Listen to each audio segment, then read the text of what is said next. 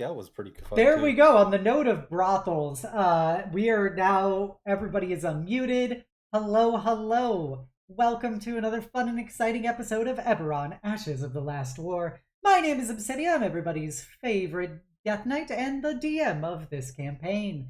As is tradition, we're going to be doing round the table introductions before we get a brief session recap and hop right into the action. We have a full plate of gay RP tonight, so without further ado, we start off with gay cat number 1, Kamar. Yeah, it's me. Hi, everyone. My name is Yulia. I go by Royal Knight BT on both Twitch and Twitter, and I am the resident cat wizard. Always so happy to be here playing Dungeons and Dragons with my friends. It's always a good time. Thanks. Thank you, Yulia. Always happy to have you. Next up, we've got the coolest member of the party. We've got Ilya. Hey, that's a new intro, and I am very here for it I'm because sad we I only are. thought of it, 57 episodes in. Yeah. At least you're pronouncing your name right now. I always pronounce it right. Ilya. Yeah, I always remember because the fake it's character. I was Yeah, thinking you're- small lolly mage, and that brings up obviously, trans allegory mage. Of course, of course. But yes, hello everyone. My name is Lily, and I'm playing Ilya in this lovely campaign. Super excited to be back here and role playing with these lovely folks. So yeah. Thank you, Lily. Next up, we have the horniest MILF this party could ever ask for. We have Euphoria, emphasis on the cocks. Oh, geez, that's me. Howdy, y'all. I'm Maris. I play Lady Euphoria Cox, everyone's favorite hot pink tiefling MILF. Happy to be here, happy to be queer, happy to be playing D&D with my best buds. Let's have some gay RP tonight. Hell yeah, brother! Hell yeah. And then next up, we've got your pal Malral. Hey, I'm Malral, your pal. And I am Big Dragonborn Cleric. Played by Leech of the Bronze. I play RPGs and a bunch of other stuff, including running other games, usually on the weekends. If you like that, feel free to come by my place. The end. Thank you, Litra. And I then didn't know how to end it. last but never least, we have our favorite cat girl knight / cat girl barbarian, Shawnee. Don't forget, real ass, not a cat girl, normal ass guy, living suit of armor, Sif. I play games, I do art. I don't really have much to say today. I may or may not be streaming next week because I also got to organize cosplay meetups at a convention next week, but I'll be sure to share photos and stuff with you guys. Nothing else to say besides I love you guys. That's all. Love you. Heck yeah. Thank you, Sif. Alright, everybody. Previously on Eberron Ashes of the Last War, our plucky group of adventurers were heading to a fey cave where the shattered soul of a famous bard who offended the Queen of the Summer Court was trapped, to be surrounded by his mistakes for all time. Upon arriving there, the party got to see a room that was covered in strange crystalline masses full of people, and the half plant animatronic parts of this shattered bard's psyche were then blasting everybody with bizarre, discordant tunes, which the party, in a unusual turn of events, decided to actually roll well on literally everything the entire battle. So it went by a lot faster than we might have otherwise planned. But with that, they were eventually able to defeat the Shattered Song, and from his remains, they did find a Lyre of Communion, a rare magical item which will allow the listeners of the player to basically attune to the heart of the performer, which can be for good or ill, depending on how you basically act when you play.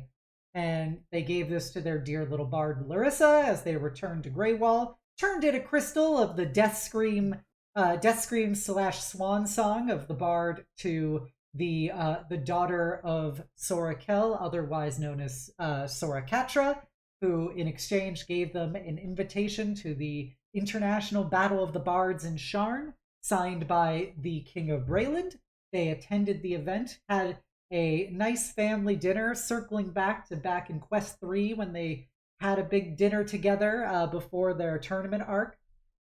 And then they entered the competition itself, where, despite the overwhelming level of racist discrimination Larissa received, she opened her heart and told an epic operatic song called Heroes and Dreams about the lovely people that she had met along the way and how they were her heroes and all of the adventures and aspirations they had achieved and will achieve in the future using the Lyre of Communion. And with this, broke through all of the ice of the assembled audience and judges, and in a surprise twist to possibly no one, Larissa won and was selected as the champion of the Battle of the Bards, the Siren of Sharn. And with this, they are returning to Greywall to celebrate her victory, as well as, perhaps there will be some other things occurring in Greywall when they arrive. And so with that, as our heroes arrive once more in the big city, past the towering gray walls, they return to their mansion as the streets are full of local monster people cheering Larissa on. Apparently, word got around that she won, as their local Greywall hometown girl is a champion. So lots of people come up to you guys, and people want Larissa's autograph, and they want your autographs because you guys are, everybody here already knows you guys are amazing. So it's just this big spirit of celebration and celebrity for you all.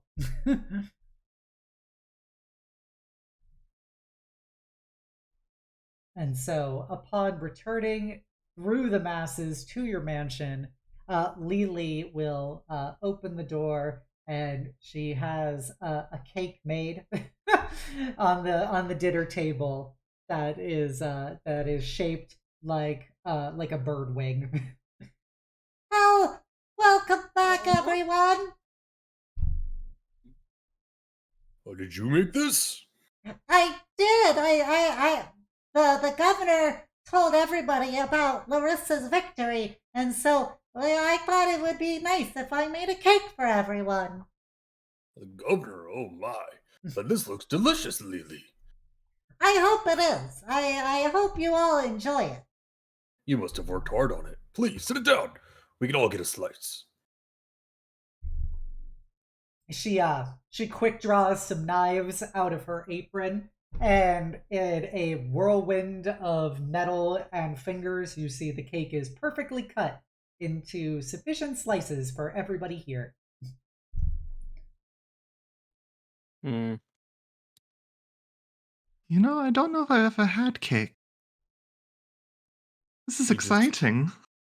You just see Mal Rao take like a full cake slice, place it perfectly in his giant maw, like a big puzzle piece, and just close.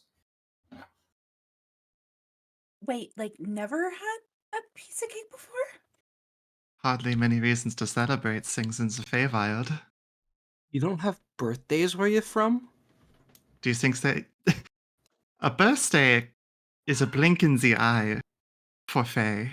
So, no, we do not exactly celebrate it very often. Hard to keep track sometimes. Shawnee just looking at Kamara like, I can't believe she's never had a birthday before. She had a birthday with you guys. Mm-hmm. But more birthday. But Never had. birthday.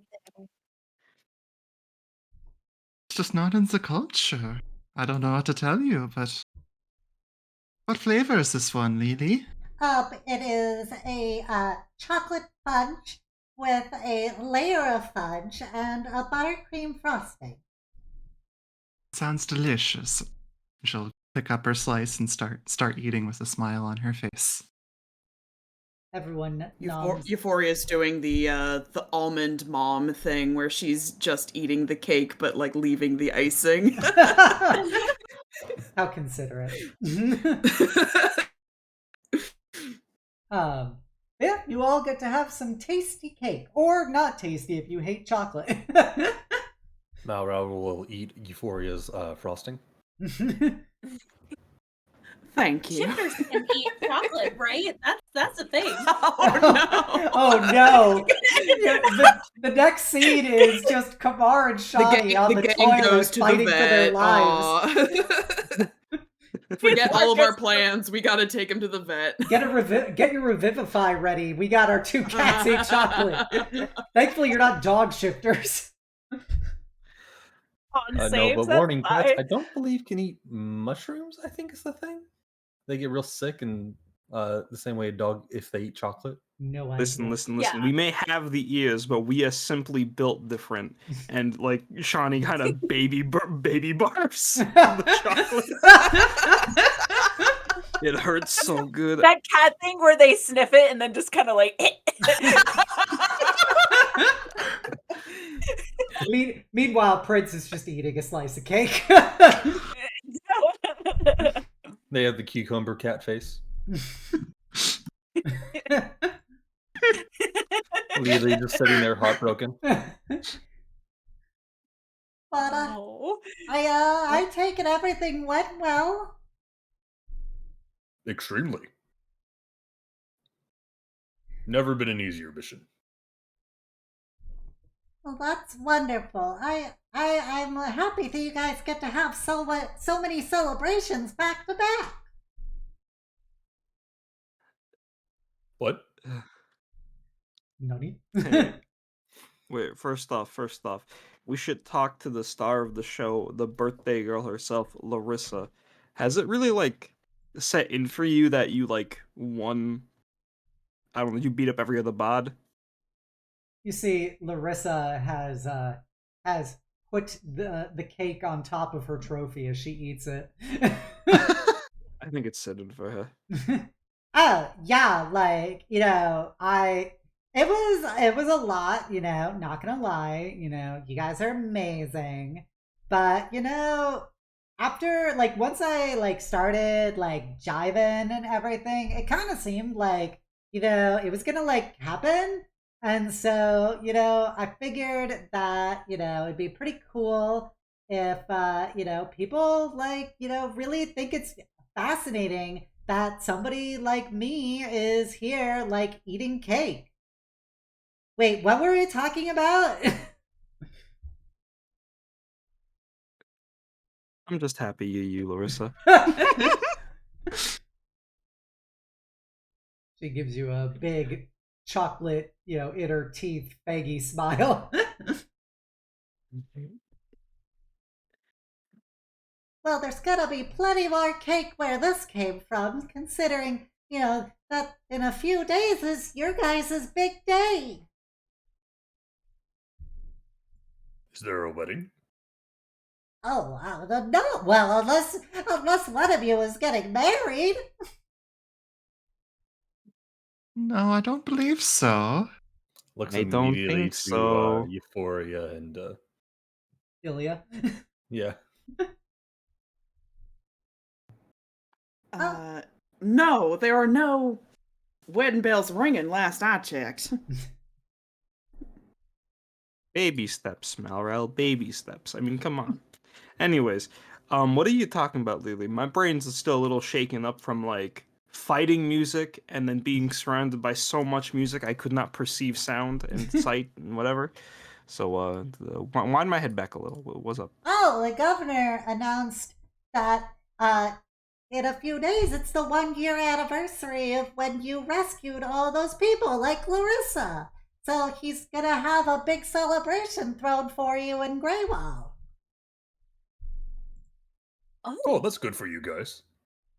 Yeah, at this point, Wait. realize only Kamar and Shadi are from that party. I'm sure we could invite our friends, though, right? I mean, this is your big day. You want all the glory, right? wait a minute. Larissa was there too, but hold on a second. This is on the Wasn't she the one governor's being tab, right? rescued? Yeah, he's having just a massive festival, carnival kind of thing hosted for it. Oh, we can invite whoever we want then. I got no concerns about money then. Of course. I was afraid it was going to be one of those, like, your celebration, your bill sort of deals, you know? Like when your friends invite you out to eat and it's your The birthday. rich folks don't work like that. If they're going to throw a party, they want all the credit. They can have it. I'm okay with that. Well, of course, you can invite whoever you want. I think the governor is even going to give you guys special permission to invite people who would not normally be allowed outside of the international enclave into Greywall itself. Oh, that's nice. Then. Good having special privileges, I suppose. Looks at Asharon. Would that include, like, the speaker? I know she's kind of strung up. I do think that the Keeper of the Flame would ever be allowed that far away from Flamekeep, especially in a nation where it has a strained relationship with the Church of the Silver Flame based on previous institutions' crusading efforts here. Nah. But the thought of her having a day where she could just be a kid seemed pretty nice, though, for a second there, huh? Asharon. Presumably, but I think that if it was my call, I would never allow them into the city. That's okay. We'll pencil this idea for later. But yeah, no, that's good. We can invite whoever we want. Who do we want? What about some of the folks from your hometown, Kashan? I'm sure they'd appreciate a day off from rebuilding to celebrate. I presume I could at least send them a letter or something.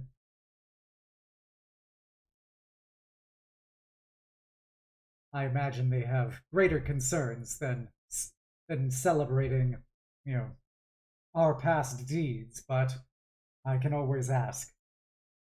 Perhaps Charloon can bring drinks. Yeah, I'm sure we're all just eager to see Charloon again. Gives a very knowing look in Malrel's direction. He scratches his chin and looks away.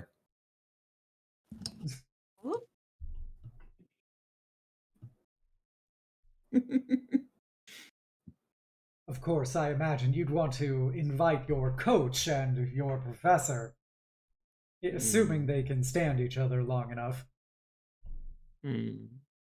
I don't know. I get the feeling one of them will have a harder time standing on the other when they show up. Hey, yo. Hey, yo. Hey, yo. Oh my. There were those two, like, hot chicks that helped us out on the airship and that undead town.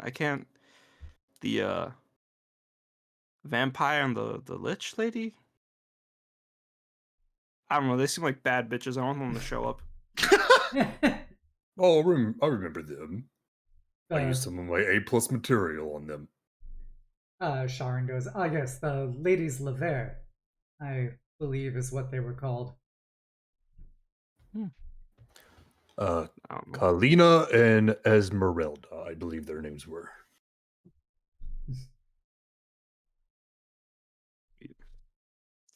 Okay, well, I mean, it would be interesting for them to show up again. We've fought together. We've talked together. Makes sense. Yo, you should invite Magnolia. Oh, I agree. I'd like to bring Maggie. Can we bring the whole, I mean... No. I was going to ask if Oriana and Augustus and the kids could come. Like, I just want to see that so fast. Oh, that was so fast. Euphoria, don't tell me you want to see them again. They're so small and cute with their little accents. They kill me. Which one is Magnolia again? Magnolia is my youngest. I think I remember seeing them. Could Maggie bring her half siblings at least? Oh, I guess we can invite them too. Darling, it's only for the best. They did help us along the way. I guess. Besides, we could tease them a bit more. Hmm.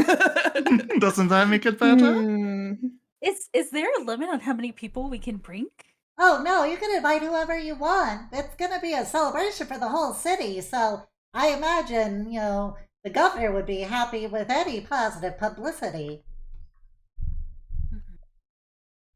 I could invite LD and his gang out here. I mean, like any publicity is good, right? You know, if Greywall, if LD expanded in the Greywall, I mean, it's not the worst thing, right? Just a thought.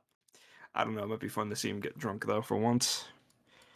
We should get Kairos and his prudish cousin. Oh yeah.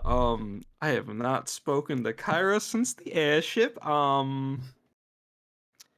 Not that that's weird or anything. I mean, we all spoke to him on the airship. I mean, but yeah. Yeah, we can invite Kairos. Mm. Why are you moving me? I didn't say anything. No, nothing. I think it's a grand idea. Okay. Well, excellent. That just give me the list, and I'll have invitations sent to everyone. I feel like we're not. Go ahead, Ilya. I don't exactly think that invitations are warranted, but I can at least reach out to some people I know. I wouldn't Which mind if people the would that professor be? went either.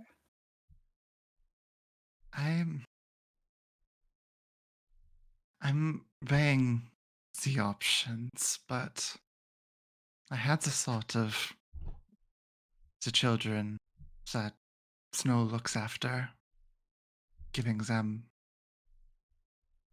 a nice day. But part of me is scared. You know. I think it's a swell idea. They can play with Oriana's kids. Turn them loose. Turn them loose. I don't know exactly how a would handle the situation, but I do think that they deserve it. I'll send them a message. It's fine. Okay then. But yeah, you guys can give any NPCs that you want, or you just say you invite literally everybody you've encountered in your travels, and they will be invited and show up.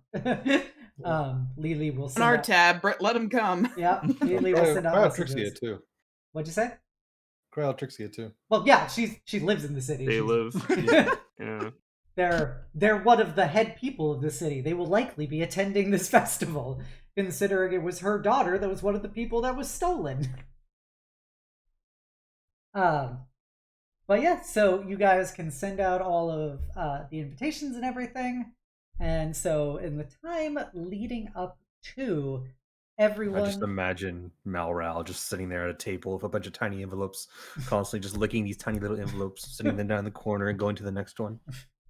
By the way, has Malral moved back into the house, or is he still living with Cryotrixia? Probably he's moved out by now. Okay. So you're He back. didn't want to impose. He didn't want to impose more than he had to. Okay. All right. So in the time, but after you send out the invitations leading up to the festival, I believe we're gonna start knocking out these interlude activities for the. Remember, folks, this is the last interlude of the campaign. So first up, we have Malral. I believe you wanted to do something. What is it you want to do? We're going to have a cookout. Get the barbecue out in the backyard. Get the grill going. Get all the burgers flying, hot dogs going, and everyone's free to come out with all the drinks they want. Everyone in the house. Does that include some of that fire whiskey that you were cooking up the last celebration? Oh, hell yeah, it does. Excellent. And of course, if you have anything else you want to add to the mix, feel free to. But yeah, Malral will be working at the grill with his large kiss the cook apron on his oversized belly, constantly flipping and messing around with the burgers. There's old-fashioned 4th of July cookout kind of like setup where there's just like a bunch of like yard games of just everyone hanging out, drinking, going on until the night with food. And Malral even has a special setup to where he uses some of his cleric fire magic to set off like makeshift fireworks in the night.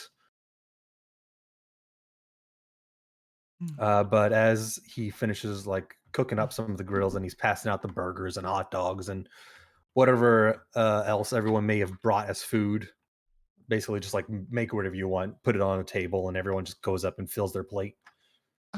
Malral, I feel like I'm running into this a lot now that we're having a bit of downtime, but what the hell is a hot dog? I don't know. It's a Sean delicacy. It's a tube of meat, but I do You're- not know where the meat comes from. You're not It sounds selling very it. appetizing the way you're describing it. Listen, allow me to create a scene for you. It's a late night in the city. It's dark and musty. After hours from work, you're tired. The one solace you see on your way home from work, the one light in the dark streetway, is old Joey and his hot dog stand. Nice toasted bun, nice tube of unknown, unconspicuous meat, some toppings of ketchup and relish. It's the best kind. The man at the market I got them from said they were served best when put between 2 slices of bread and covered in chili and cheese. I've never Hedgehog worked a day in chicken. my life, so I'm having a bit of troubles with this image, but I think it sounds comforting, doesn't it? Is this some kind of peasant food? I'm too rich to understand. Yeah, Jeeves, throw it to the poor. Learning all sorts of new things about mortal cuisine. Well, if you don't like those, then I do have some good old-fashioned burgers here. And a few Dragonborn delights here. Classics. He pulls out some shish kebabs. That has like a mix of both meat, vegetables, and a few veggies, like all cooked and grilled on a large pike. I believe can I just have one of you called it the burgers, but just like the meat part? You don't want the bun, or the cheese, or the lettuce, or the tomato, or the... Well, I have had steak, but not much else that would compare to this, so I'm going to at least start with something simple. Alright, but just so you know, it is already spiced, and there are onions and cheese cooked into it. Oh, that is alright. The real loss out of this is the fact that Oriana isn't here to say hamburger. True. It is an hamburger. And then the little children going, hamburger! Hamburger! Hamburger! I need to see them again.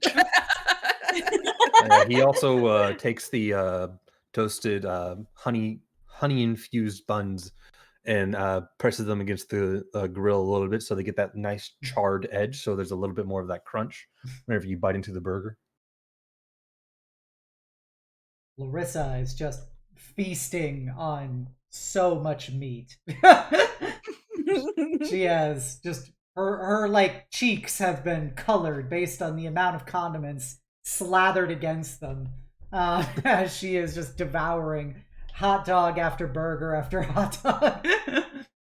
Kamar off to her side, occasionally like wiping her face with a napkin. And but as no, sorry, continue. as everyone is like sitting down and eating, Malral comes to the table with his own plate now that everyone else has had a chance to fix their own. He sits down at like the head of the table and he looks down the table at everyone. If I could say, it has been a great honor fighting amongst all of you. But more than just fighting. Living amongst all of you. Learning from your own life experiences. Going through the same struggles you have. It feels good, your companionship. It feels like a proper family. One I had not felt in a very long time, and one that I had sorely missed.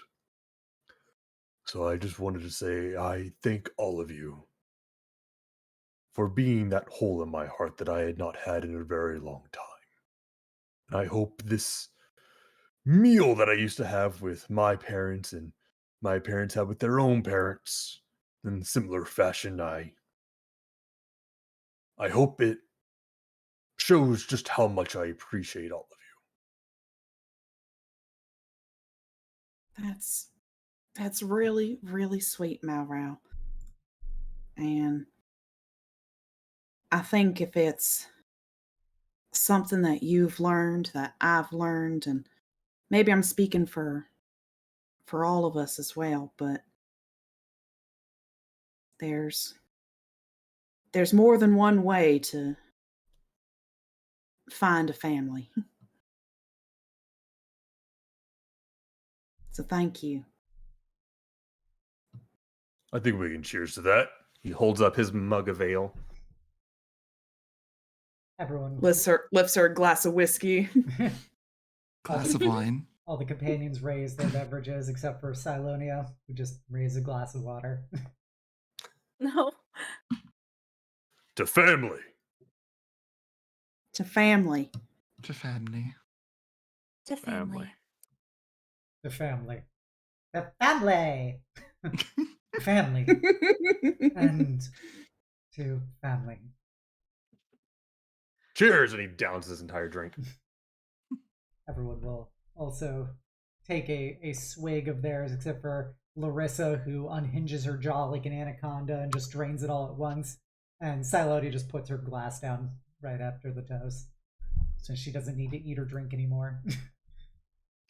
But luckily for her, there's more than just eating and drinking. There's also tons of games as well. And as soon as Malral gets done like eating his own food, he basically goes around and grabs a few people, including Silonia, trying to get them to come join him for a few of the backyard games, including things like darts, a Dragonborn version of volleyball, where instead of a normal volleyball, it is more of a like a hot potato kind of version. A bit more literal, but he may have cooled it down a bit just for the non-fire resistant friends. The net still is on fire though. We need some cornhole. Get real Not white the people barbecue. cornhole.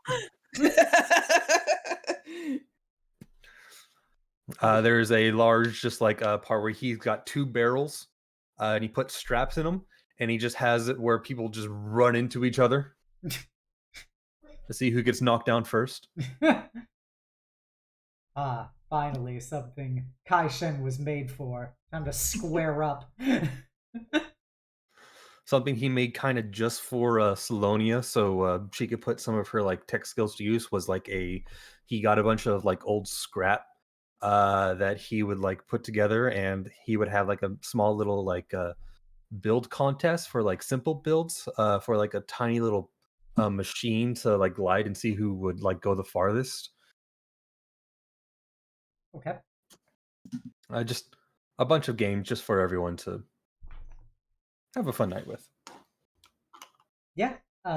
Everybody, all of your companions will participate in various games.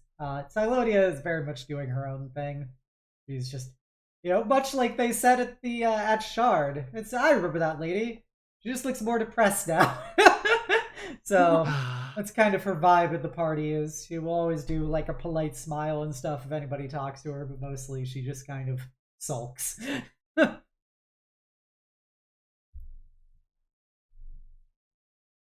But as is tradition, Kai Shen will square up with anyone. Get in there, The Shawnee. 1d4 long darts. But Yeah, is there any particular games or festivities that anybody wishes to do over the course of this, or you just wish to revel in your own little ways without going into detail? So just let me know if you want to do something specific or note something specific. Otherwise, it will be a enjoyable time had by all. I think Ilya would probably just be kind of not participating very much, just kind of being wine mom, and just kind of watching, just taking in the mortal festivities Mhm. and how they work. Just kind of taking mental notes, if you will.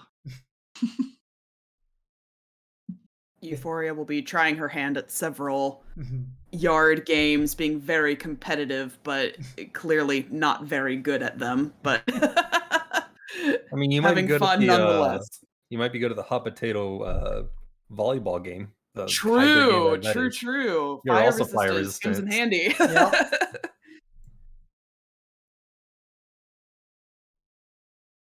Um, yeah, as you play your games, is there anything you want to do, Shawnee? Hmm. I think. Hmm. Kaishin is ready for you in the barrel. I don't like how you said that. It Uh, sounded intimidating. uh, I think in the Venn diagram that is like the circle of space of Asharan and Silonia, Shani would be in the middle of those two circles in the Venn diagram and constantly just make sure they have something to eat or do. Asharan's a lot better now, but Yeah. Silonia is starting to drip and it's just how about you, Kamar? Really just kind of soaking in all the good vibes, not really doing anything in like particular. She might join a game or two, but just kind of living in the moment, just kind of vibing, enjoying the space. we could use a pool. Next expansion, getting a pool. Ilya, I I feel like believe, enough of us have spells where we could just make a pool if we wanted to. but that's work for you guys. You could get other people to do it for you. Creating Ilya, jobs in the I job market. believe there was something you wanted to talk about over the course of the night here. Yeah. Um.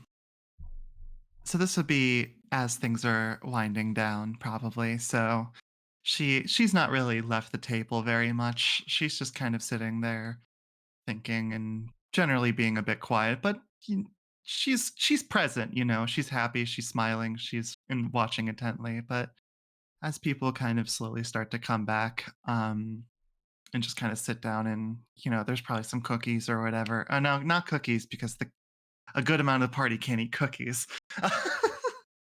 More cake. Let's say more cake.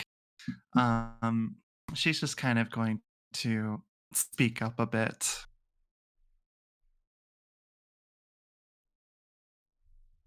I apologize that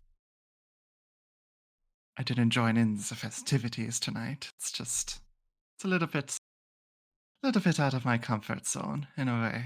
But I just wanted to say a very warm and hearty thank you to all of you for, I suppose, everything. You know, when when I joined you, and she gestures to Shani and Kamar. It was a pretty dark place. A very, very dark place. But with everything that's happened, I truly feel like I've finally rediscovered myself and found that spark, that joy, that love that I had in my heart before. And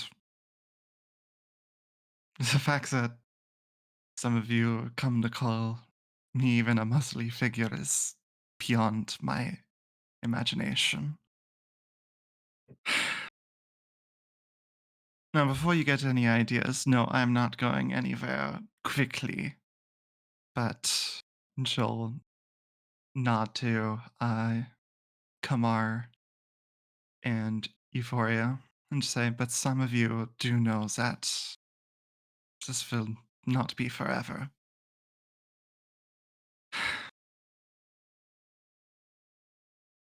it's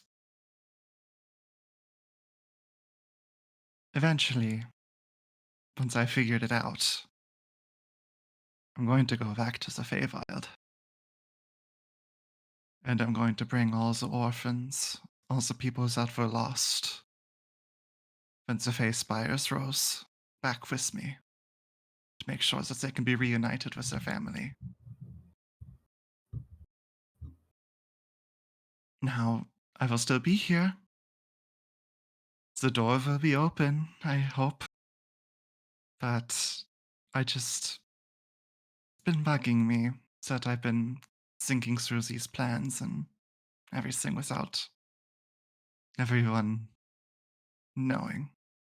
So, I don't expect I'll figure it out for 5 or 10 years, but when all this is over, that's where I'll be. Are you gonna stay in the mortal realm for a while to get everything organized, maybe like a year or two? Or is this happening right away, No. when we're done? It's going to take me some time. No one's managed to reconnect yet. But I think it will happen. We'll see how long.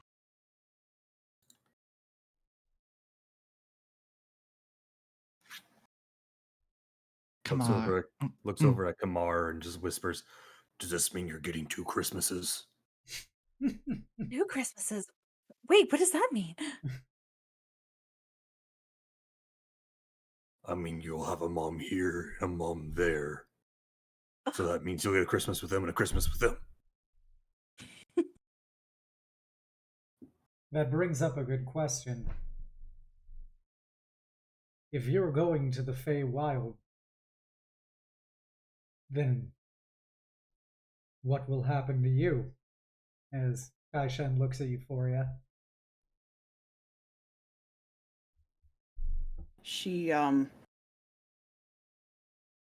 kind of in a very uncharacteristic way kind of averts her eyes a little bit and just goes, "Well,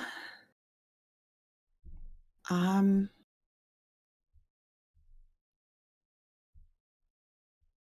going to. Hmm? Or at least I hope so. See, when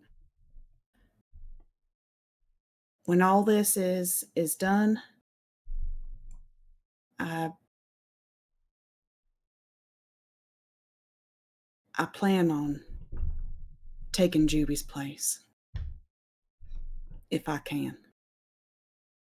Okay, we've had this talk before, and I am full of burgers and don't want to be wordy right now, but I thought the whole point of us saving Juby was that no one was gonna have to make the sacrifice play.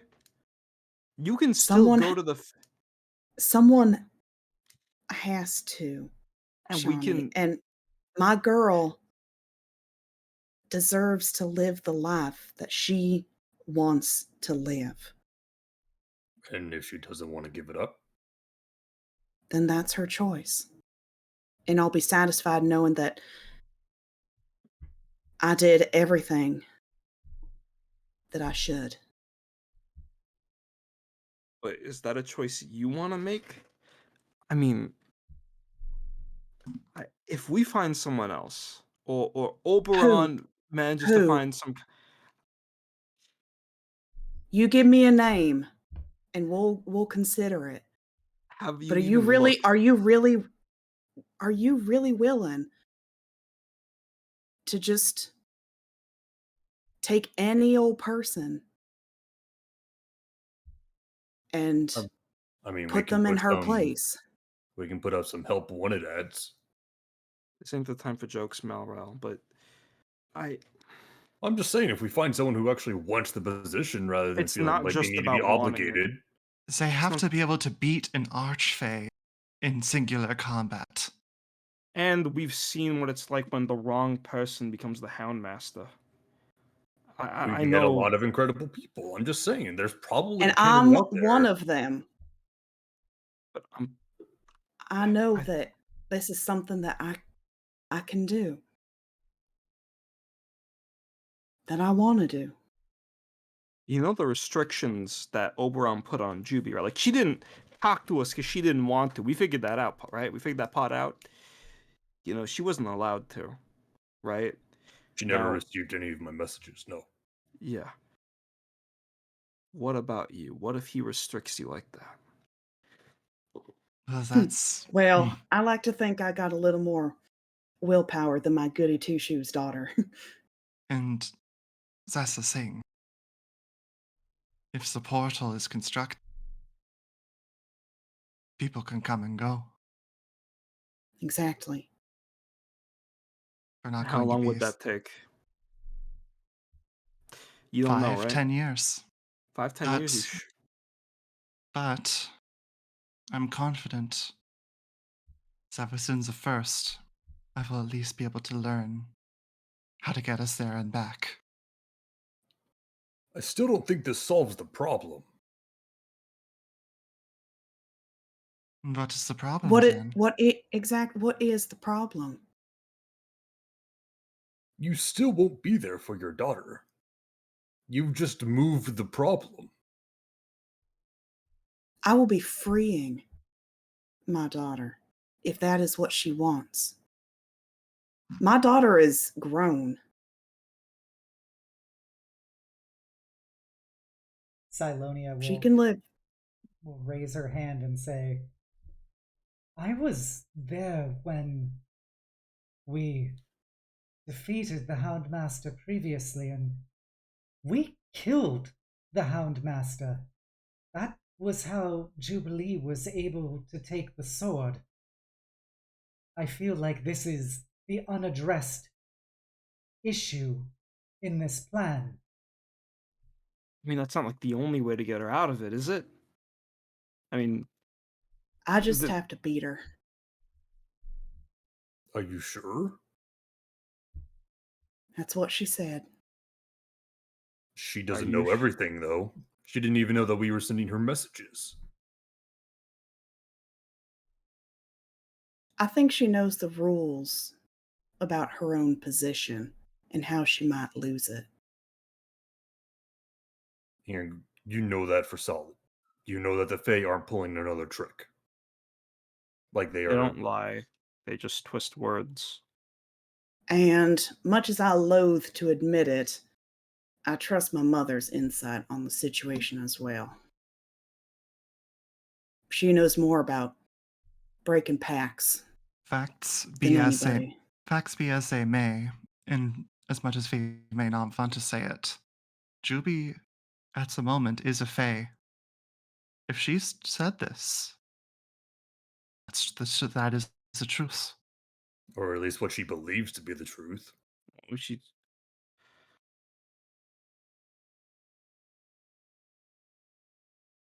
I just know that Jubilee made this decision on her own, and it was something that she knew and thought it was right at the time. I mean, she might not even give it up to you, the position. If she doesn't, then she doesn't. But I would be remiss if I didn't at least try. Kamar, this all is a very interesting conversation based on the very specific things that you saw when you went into the future. When you saw the bad endings of every character, and you talked to the Kamar from another reality who this fight didn't end well for Euphoria when she tried it. Even if you do this, it doesn't solve the problem. Even if she accepts, she's still in the world without a mother. Again, you're not solving the problem. You're just moving it.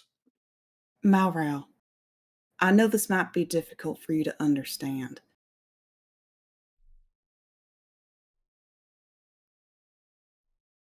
In her life, all the time, all day, every day. The So long as I do right by her, that is enough.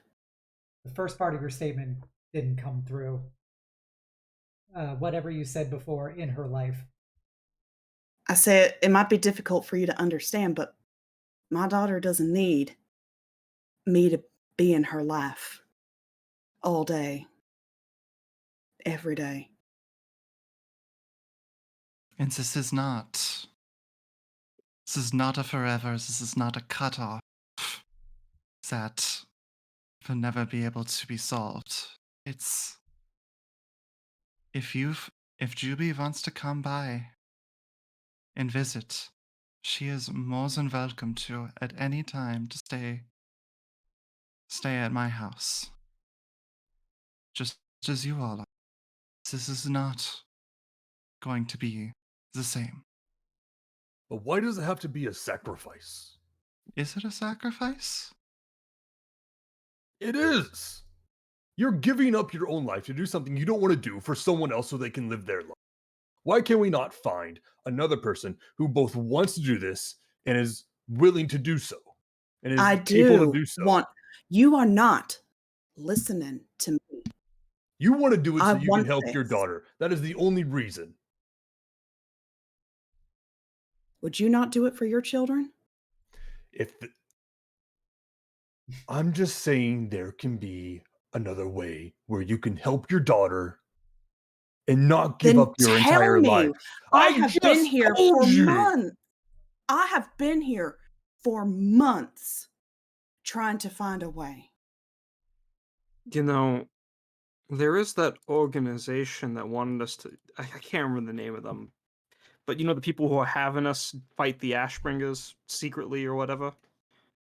I'm sorry, the name slips me because They never actually Burger did Belly. tell you their name. They just said that they were Oh. funding you. That's how I- secret they were being. They didn't even tell you who they were. You just know I mean- agent of them, Sharnakorova, who is a shadow dragon. Got it. I'm just saying it doesn't have to be Right. you. You don't have Then to give up who? your life. We Listen. can find someone else. Who? Hey, listen, both of you, real quick. All right, I've digested the burgers. I got the talking stick. All right, listen, we are gonna fight the Ashbringers, right? And we're gonna succeed, right? That's a pretty big fucking deal. I'm sure whatever things we need to get done, we can put in a request. I mean, if these people that we're working for are so secretive and powerful to help back us against the Ashbringers and think we've got a chance, we can probably request, hey, listen, can you help us look into finding a solution that doesn't involve someone potentially getting a tragic ending? Wait, just- it's looking right now. I don't think it's a good idea, Euphoria. I don't think it's going to end how you want it to end.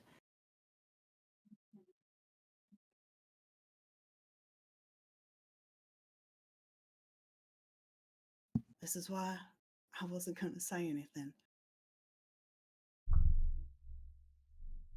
So you were just going to go behind our backs? Malral, please. I'm not mad. I'm just. We've dealt with enough. You know, I figured at some point we'd get a happy little ending to tie us off, and you know everything would work out for us after all the shit we've been through. But I've cooked you food. I invited you into my life. I see you as family, and I don't want to trade one family member for another. There is another way, and you do not need to feel like you need to sacrifice yourself to do so. Well, if you find a way, you tell me. Because as of right now,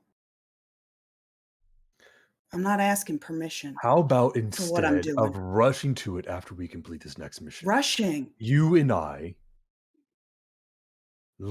actually look for someone. We take the time to actually look for someone who is both capable and willing to do it. Someone who would actually want to do it. Someone with a sense of duty that would actually feel they can and want to, rather than feeling like they have to do it in order to sacrifice their lives so another person can There live. is. You all. This is breaking my heart. I just. This is not going to be a sad ending. I understand the fear. I understand the pain. I felt it too. The person with the future sight even said this was going to end badly. Okay, listen, Malral, tone it down a little, all right? I just Okay, this is not a bad ending. If Jubilee says no, then we're better to look after her than the Feywild.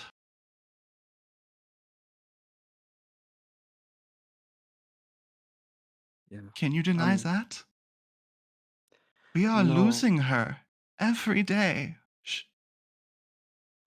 I know you folks know the Fae only in the bad, and trust me, I understand. I lived it for 50 years. She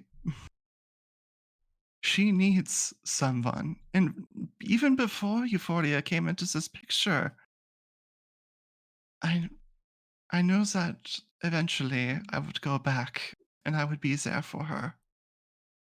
Because I'm not going to stay here in the mortal realm for longer than I have to. I can't watch everyone I care about die again.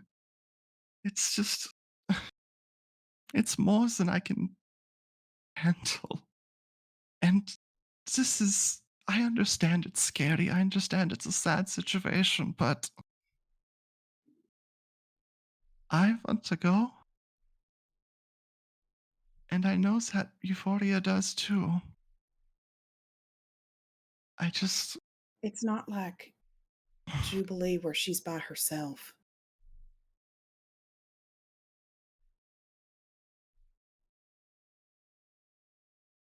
You're right. I don't know about everyone else, but I think I was just afraid, but you two have been focusing on this longer than any of us, so the all we can portal really do is put our faith into your words, but the portal will always be open for you to come. We are not going to be disconnected like we were with Juby. I am making goddamn sure of that. You can always come by, and trust me, I know that when I get there, I'm going to do my best to teach the Fae to be better people than they are right now. So that's something I know I'm going to do.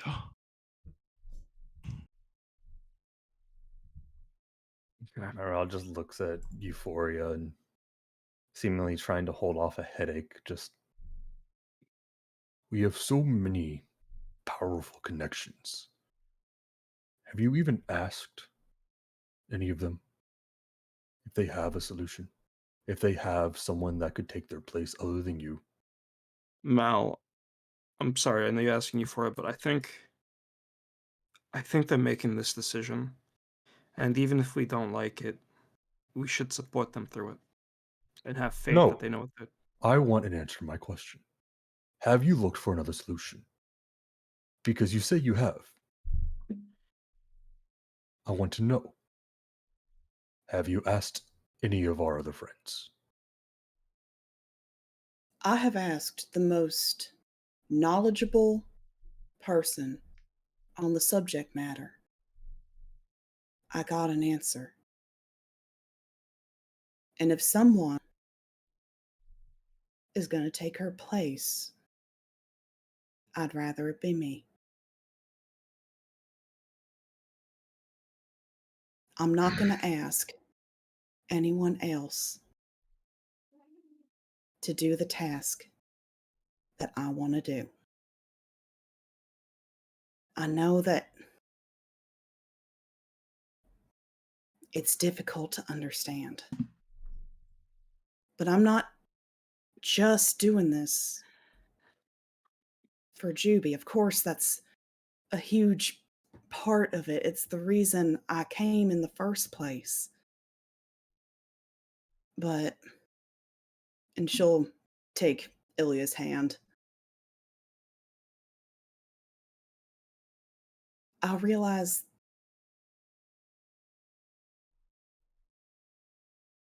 there's another future for me.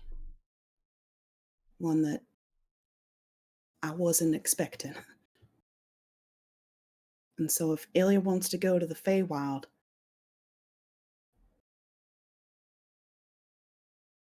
I'll be there for her. I'm not saying you can't go to the Feywild. I'm just... Forget it. You've already made up your mind. And clearly you don't want to listen to any of us. Well, Mara gets up and unfortunately, I'm takes just as his stubborn plate as inside. you. You've made your choice. I clearly can't change it. Mara picks I up his can't plate and change- starts walking inside. Clearly done with the evening. Yes, Euphoria. Nope, she was gonna say something to Myra, but he's gone, so. All right. And on that note, Would it be possible for Shawnee to ask Ilya and Euphoria something aside after, all this? okay. I'm sorry, if we don't have time, I can just Nope, hold off. That's fine. I'm going to be moving the next thing anyway because it does not seem appropriate Yeah. after the way this panned out. So, yeah, as it's winding down with Malrao gone, I'm going to first go, is there anything you wish to do, Kamar? You know, Shawnee wants to talk to Ilya and Euphoria for a little bit. Would you like to talk to anybody, or are you ready to peace out of this?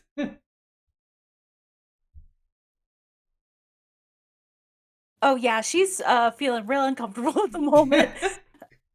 1, 2, 3. So, I'm uncomfortable. I'm uncomfortable. Okay. she's gonna sink back into her little insides and just kind of Okay. look like she's busy.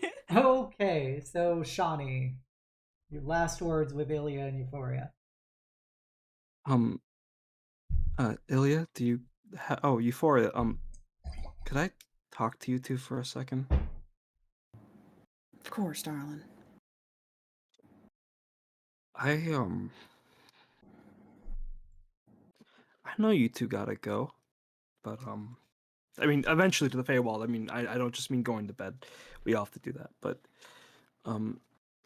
Ilya, when you said that you didn't want to see anyone die again, did you mean like all of us? Like if when our days come, will you just be in the Feywild?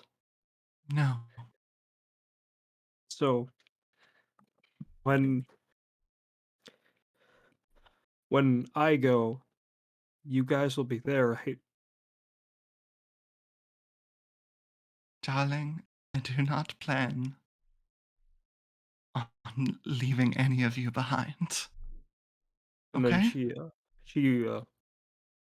she pulls in Euphoria and Ilya really tightly, very scared, going, "Oh, it was really scary the first time, and imagining it again without you two." She just clenches the two of them a little bit. Darling, we'll be there for you. Okay. I'm sure I'll be a lot cooler about it when I'm an old grandma, but And despite what the situations might seem like, goodbyes aren't forever. I know. I just want everyone. I don't want to settle for anything less after everything we've been through, but I know that's not how it works. No, darling, you'll have us. I know. Might not be the way I want, but I'll have you guys. Always.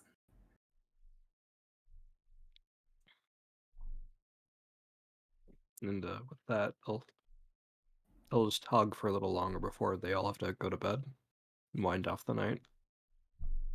Okay. So with that, the big celebration ends on a rather somber note. So, but the future messages have been made clear. And so, with that, we're gonna skip the next thing and change the order of it a bit. So we're jumping to Kamar. It's our most awkward kitty, Kamar. I believe there was a conversation you wanted to have. Oh, yes. So she is going to seek out the target in question. Hey, yo. Are they target? Where might Cylonia be at the moment? You can find her. Actually, she's not in her workshop. She is on one of the upper story balconies, just kind of leaning against it as her spider bot projects various arcane formula and stuff next to her. She just kind of is staring um, very just kind of distantly into the landscape. Mhm. So Kamar will kind of join her on the balcony, a bit off to the side at first, just kind of looking in the same direction as she is off in the distance. A little quiet at first, before she finally kind of turns to her. Cylonia, do you mind if we talk for a moment? Oh, Mar, of course. How can I help you?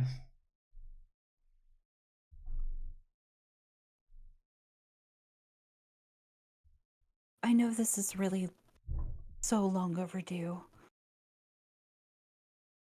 And I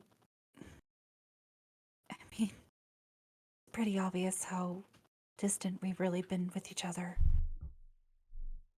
And going into these last moments, this battle ahead of us, I don't want it to be awkward between us anymore.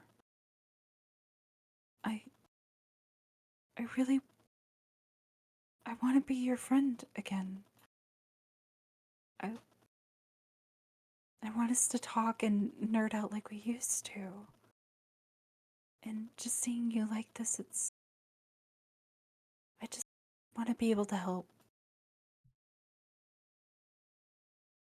Cylonia kind of does a very thin, forced smile. I wish there was some little simple solution that could make things go back to the way it was, but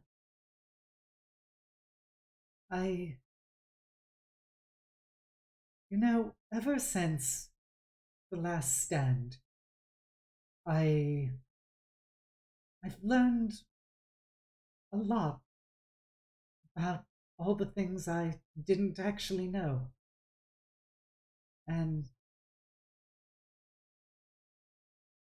I've been struggling with I don't need to sleep anymore.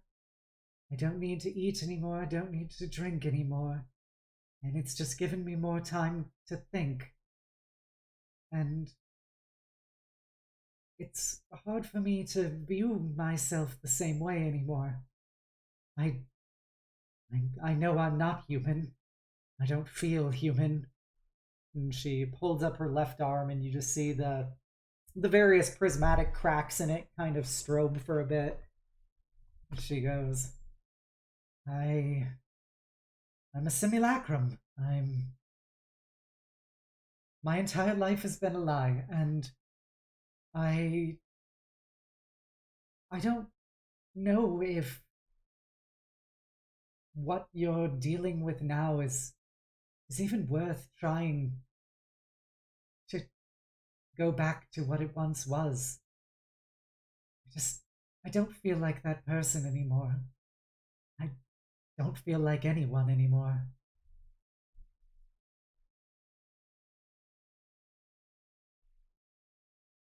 I can only imagine what you're going through right now, what type of emotions you're experiencing, and I'm sorry that I wasn't there for you like I should have been.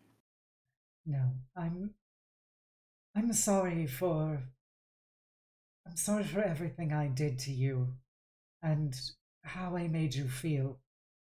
It wasn't fair to you and it didn't do anybody any good.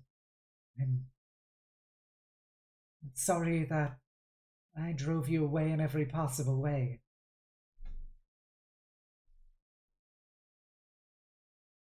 I'll walk a little closer and hesitantly put a little hand on top of hers. It's okay. Really, it is. I shouldn't have reacted that way.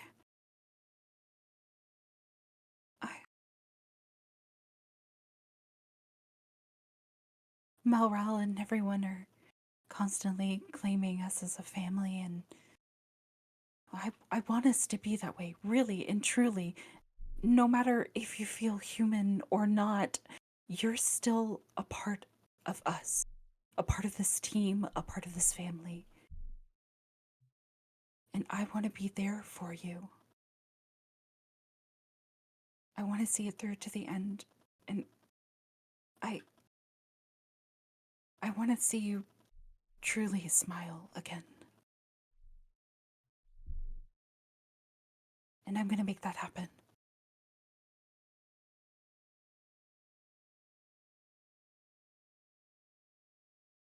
You know what I think about the most in my time alone?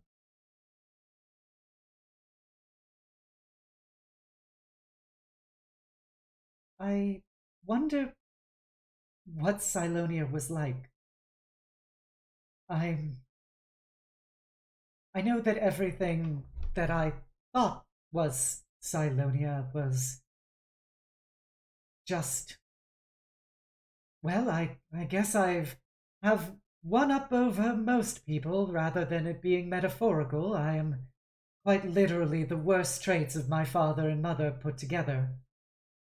And I wonder how much of that is just what I was created to think to present as a protection system for myself. And that's what you all knew, and that's what you all appreciated up until, well, we all discovered that wasn't the case in actuality. And I wonder if Silonia had friends, and where are they now? Well, though they're probably dead, or what did she want to be when she grew up, and what were her favorite things, or what even about her, if there was anything that is actually me, besides simply a body. And when you think about that, it just further makes you realize that there was nothing really real about you all along, when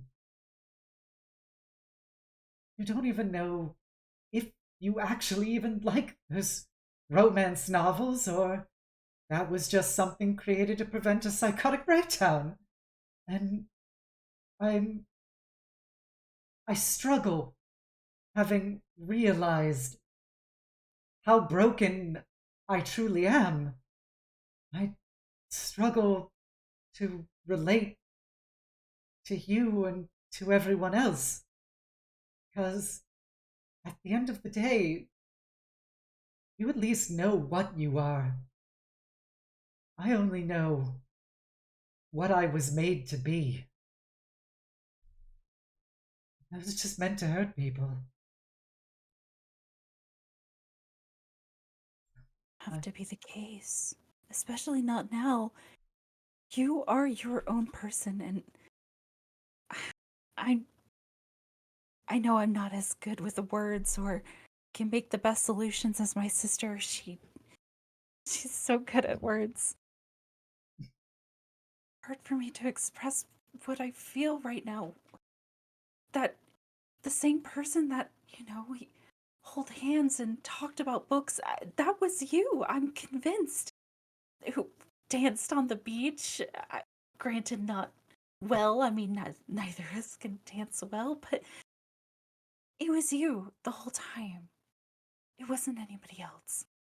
The memories you have with us traveling together,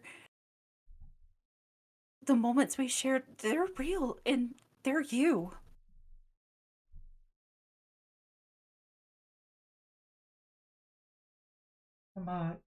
You know that means that everything else would have been me too.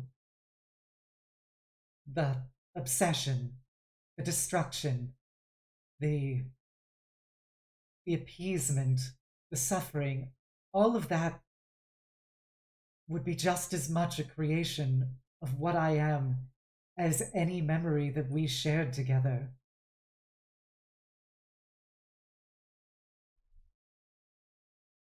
We can work through it. We can find a solution. We can get past this and grow and continue growing. Past doesn't have to define us. We have a whole future we can mold.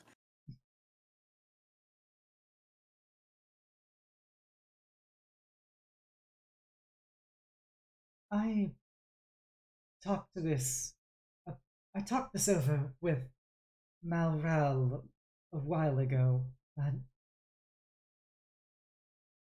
maybe it's different when you exist somewhat a part of and in control of time. But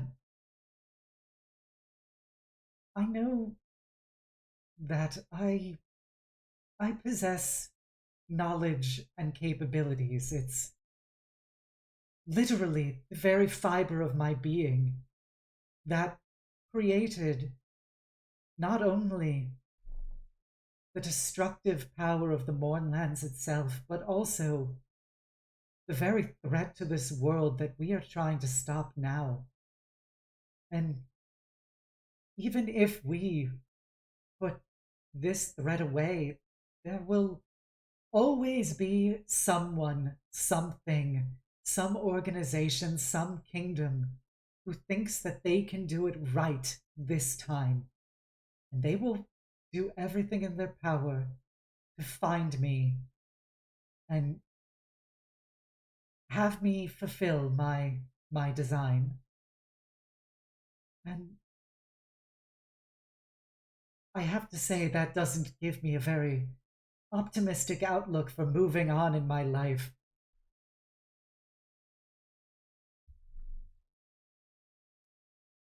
I don't want to make any more weapons. I don't want to kill millions for the sake of some idiot's ambition ever again. Right, you have your own free will. Your creation was not your fault. This is not because of you, it is because of others who want to do horrible things. But we're here for you.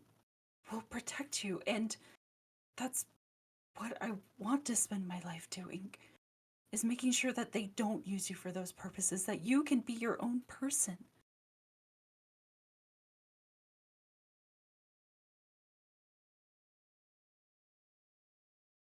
Leave you, too. No, it's good. Okay.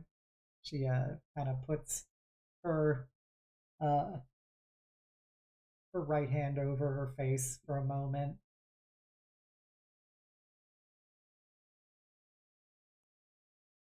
I think it's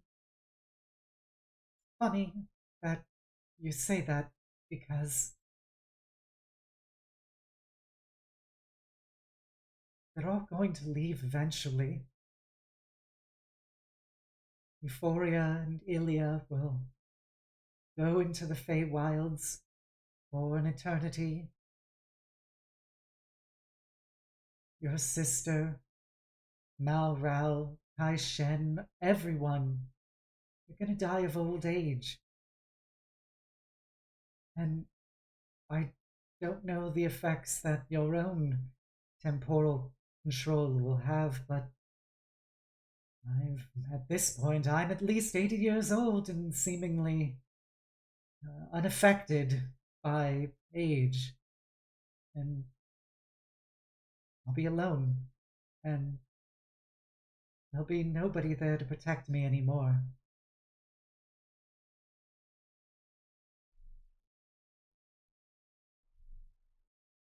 I don't think that's true.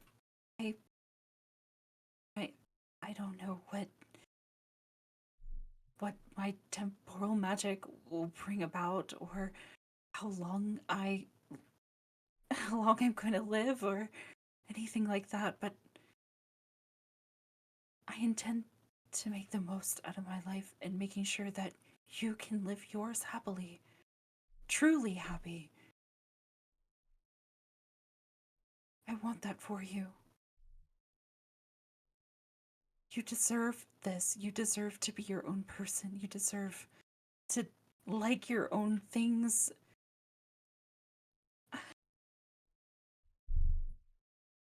And we can make that happen. We can. You just have to trust me.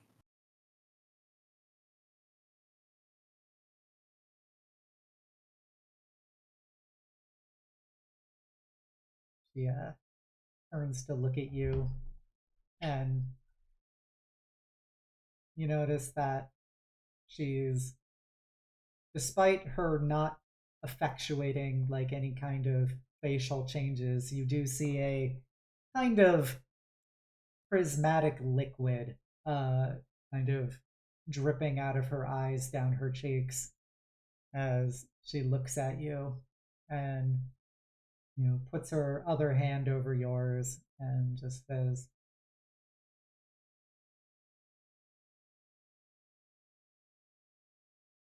I appreciate everything that you've done for me. And I know that you want for the best. And I want to believe you, and I want to put my faith in you and everyone else. And although I can't really feel things like I used to, I'm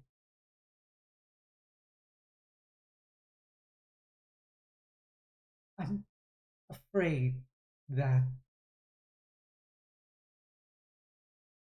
I will always be just one anchor away from losing everything. And I don't think that'll change. Ever. I think that's just I know. what I am. Well, then we'll just have to prove it to you then.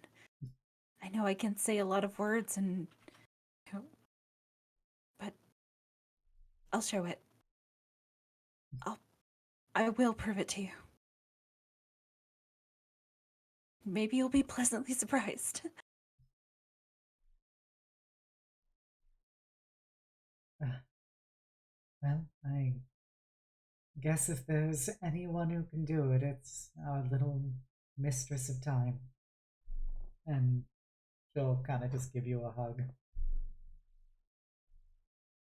She'll hug her back and kind of pull back for a second and just give a little kiss on the cheek before she hugs her again.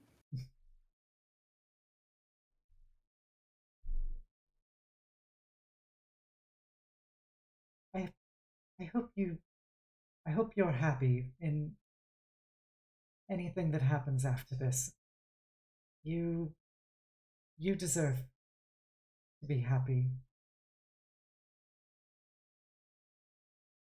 So do you. Silonia. So do you.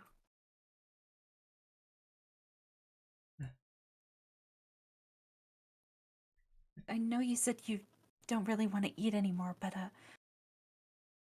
I'd love to have some tea with you or something. She kind of looks at her left hand as she wipes away some of the prismatic fluid from her cheeks, and it just kind of like soaks into the cracks in her skin. And she goes, maybe a cup of tea would be nice.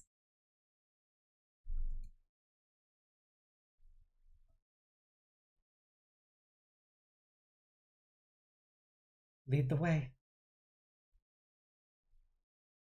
Kind of grab for her hand and lead her downstairs then.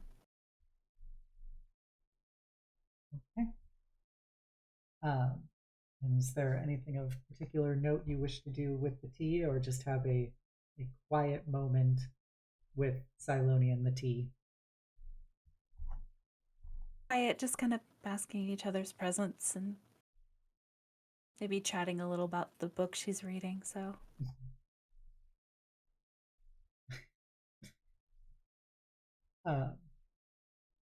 You notice that, like, Silonia tries to be, like, involved in talking about the book. She, is unfortunately very out of practice because she hasn't really read anything in months aside from, doomsday weapon analytics and the horrifying memories of her life. But she tries to at least engage with you on that. And you do tell that she is actively trying to put in an effort to seem attached. Like, if you've ever seen Watchmen, she is very much trying to be a sympathetic Dr. Manhattan right now. There's definitely, like, she's struggling with processing emotions, as it seems like there is something alien about it to her now, but she's trying. And, trying to keep her as engaged as possible. Yeah. Okay. And I think with that, you'll have a quiet evening before eventually you have to go to bed, and Silonia will continue studying memory crystals that she took from the last stand before its collapse into implosion. But she does seem to be a little less depressed and standing a little straighter as she does it. Standing a little what now? Sorry. A little gayer. Sorry, I meant gayer, Let's not Thank straighter. you. Like, what's Kamar will spaghetti? Kamar will probably ask to, like, just be around her and while she's doing this, and probably just, like, end up falling asleep in the area that she's doing her studies in. Silonia will put a little blanket over you as, yeah, you get tuned out of the constant, just very esoteric planar formula that she keeps, like, repeating and editing, being projected from her spider bot.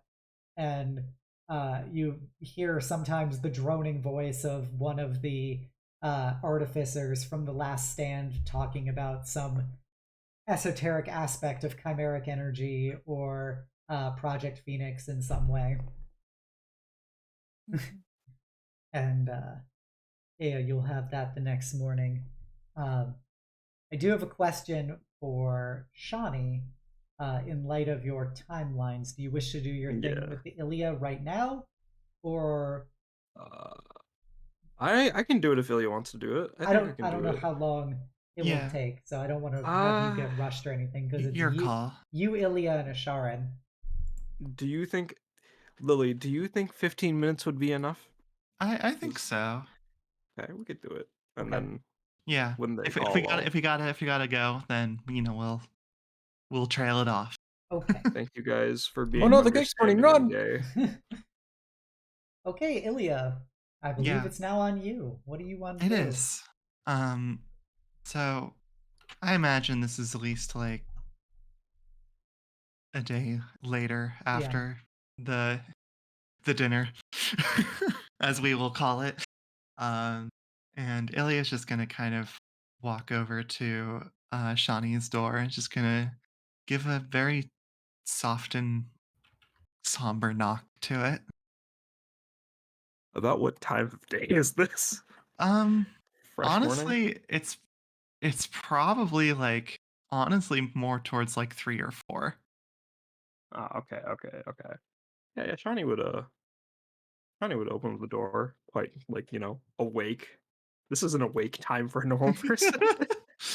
Oh, hey, Ilya. How can you doing all right? You got any questions about the upcoming celebration? Because I know everyone's been kind of hectic about it in town and stuff, and in the house too. First of all, I want to make sure that you are feeling better. I um yeah,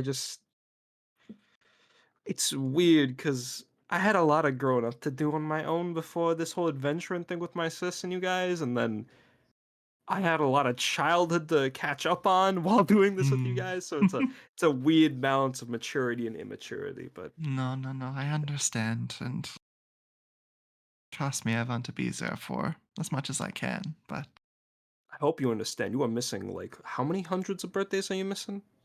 100 is how long I've been alive. So, Some rich folk throw a whole, great that great G guy. I can't remember the story about that big half orc in high school, but yeah. well, Anyways, small mm, talk aside, what can I do you for? it's a bit of a strange request, but I would like to pick up a bit of where we left off in Sharn, and I'm not very competent, but I want to be, and I want to figure well, other than Lily, but I don't think Lily would be up to this, given her state about being servile to people. I want to Hmm. learn how to cook more. Is it for yourself or for someone in particular? Well, Hmm. if you must know, I'll be open with you since I think you deserve that. I don't really want to be doing any sort of hard labor after all this is done. So maybe and she'll give like a bit of like a winking look to her and say, maybe I just suppose I want to be a bit more domesticated when the time comes and be ready for that. I think it was a certain hot sheep shifter that told me that no true girl dreams of labor. So yeah, I get you. And listen, cooking for yourself is all fine and dandy, but that's to survive. Cooking for someone else is a passion. One that I'd be glad to help you learn, but tell you what, I'm gonna go and set up a distraction for Lily, and then you can come down to the Mm, kitchen with whoever else or you want to bring or whatever else you want us to work on, okay? I must admit, I'm immensely curious about your and Asharin's capabilities to do a was it a warm cheese? It's a grilled cheese, but I mean toast it, grill it, barbecue it, however you want it. It's a good sandwich. I Barbecue cheese? It's just a source of heat. I'm sure you could say Malrau's dragon breath cheese too, but it sounds like it'd be a little stinky. All right, I'm gonna go run distractions. You can come on down, and in the meanwhile, while this is happening, I'll try to think of a bougie recipe for whoever it is you could be thinking about. I'm not sure who, but something tells me a run-of-the-mill one won't exactly cut it by her Yeah, standards. surely there is no one in particular that I'm looking to be domesticated for or anything of the sort. But I It's can really go. hard. It's really hard to look at you as a maternal figure right now while holding back the urge to say "Ayo," so I'm just gonna go run the distraction real quick. You know that there's no pleasant way to say this. I'm just trying to be open now. considering. trust me, Ilya. I certainly had a phase in my life like that too, with that other one. But yeah, I'll see you downstairs. And Shawnee is going to run off but as she runs off, she grabs a vase of water, spills it on Kai Shen's shirt, and pushes him down the stairs towards Lee. Oh! Come on, I need you, Kai Shen. Please follow up on this. It's for a good cause. Lao Li, I require assistance. You guys can go across town. Kai Shen can take his shirt off. You guys can get him a new one. Cool. I apparently require additional shorts. I will take this off now to expedite the acquisition process. And so Kaisha takes off his wet shirt as he just stares down Shoddy. And you see Lily in the background. Ellie in the background just like kind of looking at him, just saying like, sorry. He looks up at Ilya and shakes his head. And it's for love. You wouldn't even understand, guys. He will put his shirt down and grab Lily's hand and say, come, we must go acquire clothing elsewhere.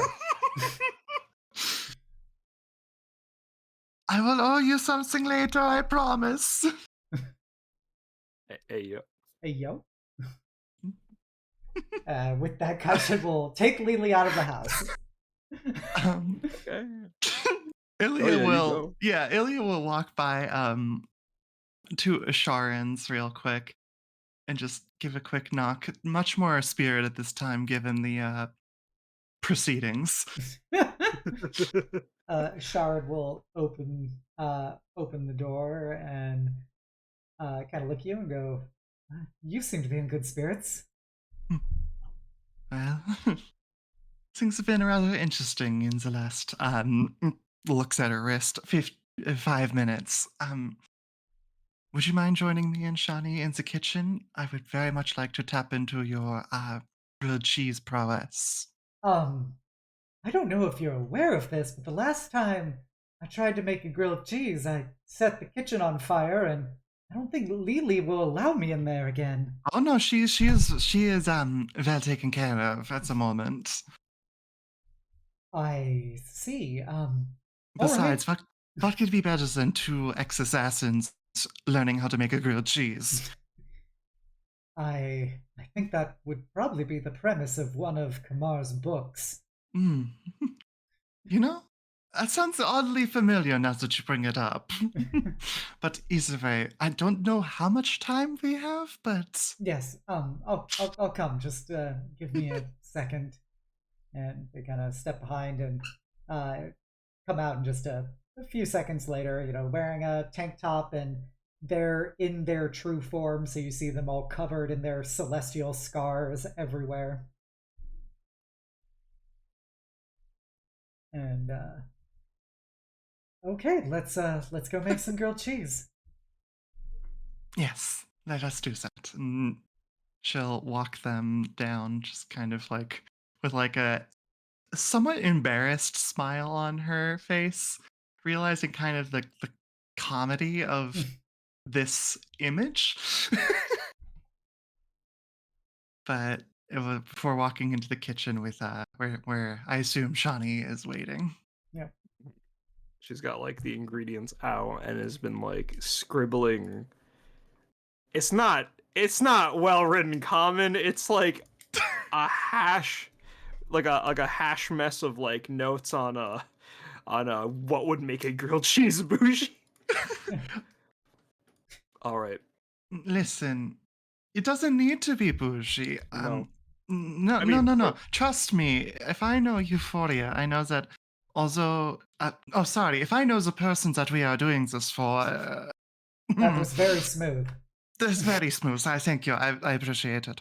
That she likes the more established things, nothing too frilly. Like if you were to give her a grilled cheese with like some lettuce or on a bit of lettuce, I don't think that she would like that.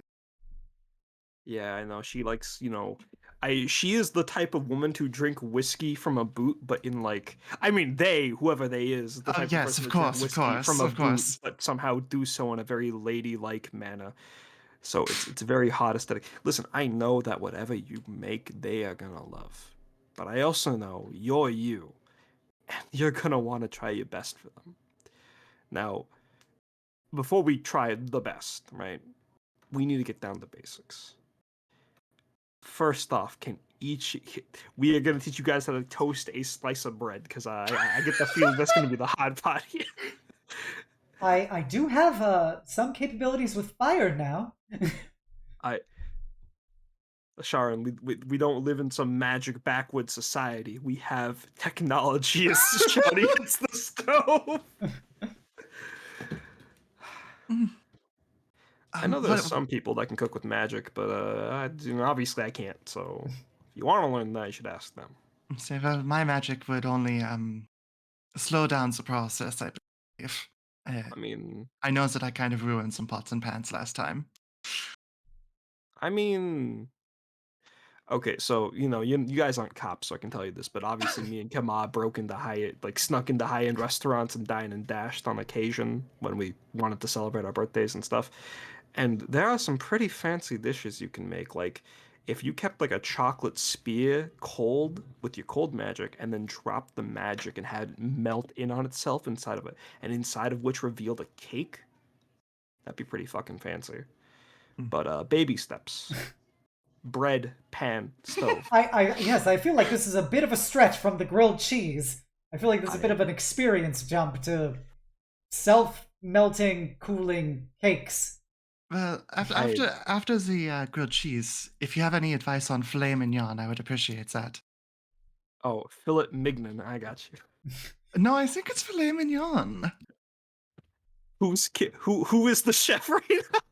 I'm sorry, filet mignon. Shoddy with the biggest shit-eating grin on. Ashara just looking very like, I don't know what I expected when I agreed to come down here. Come on, Asharon, it's a little family bonding. It's been nice seeing you be more outwards with all of us ever since what happened. Yeah. So.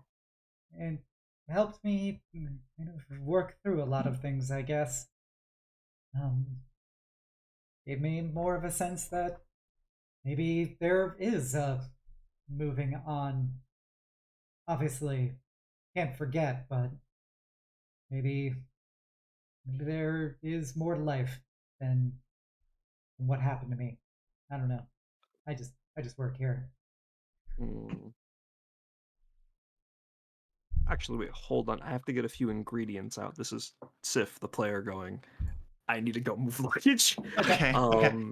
Yeah. Ilya, Mm-hmm. Sharon, I trust that both of you won't burn down the kitchen in the 5 minutes I'm in the pantry. If you two need to, talk and stuff. I don't think that we've had any light sources yet, so I don't think that's much worry, but very, very noted. I am just going to put specifically this extinguisher, not a bowl of water, an extinguisher by the stove in case something happens. I will be right back. Understood. So how did this go last time? Okay, so apparently you're not supposed to turn the heat up to maximum for the entire time. You don't? No. But wouldn't that make it? You'd assume it cooked faster, right? Well, yes, of course. But if you're going to burn something, you must do it at extreme heats. But I also agree, and so I tried that. Unfortunately, it apparently catches fire shortly after. So I wasn't so good at putting out fires. I have discovered that I can make a little fire. As they snap their fingers and you see just a burst of silver flame. Oh, it's very useful, isn't it? Yeah, I've begun to see it for my original process for it was more of how to properly apply it to lethal force, but I think it could probably work for cheese. I don't think that will offend the silver flame if I to help make food with it.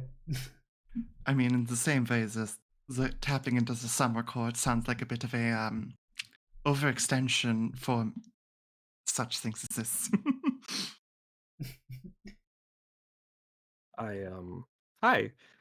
Sorry, I see you guys haven't burned down the kitchen, but We talked about it, but yeah. I seen that magic of yours, Sharon. Are you do you think you'll go back to the church once everything's done? I mean, I know we all talked about what we want to do when this is all over, but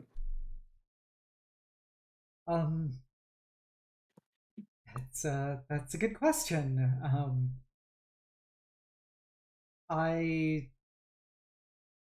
The silver flame will always be close to my heart.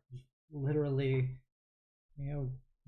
gave me my second chance at having any kind of life. I don't know if at least the knights errant would be allowed to have me back after everything, and I don't know if that's really where I belong anymore. I don't know. so do you know what you want to do?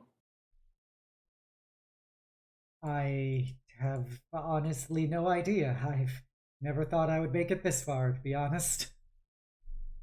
Well, you've got plenty of options, so and they're not going to go anywhere anytime soon. I mean, if for any reason you decide to go see what the Feywild was like, get in touch with those side of your roots with Ilya and Euphoria. That's always a thing.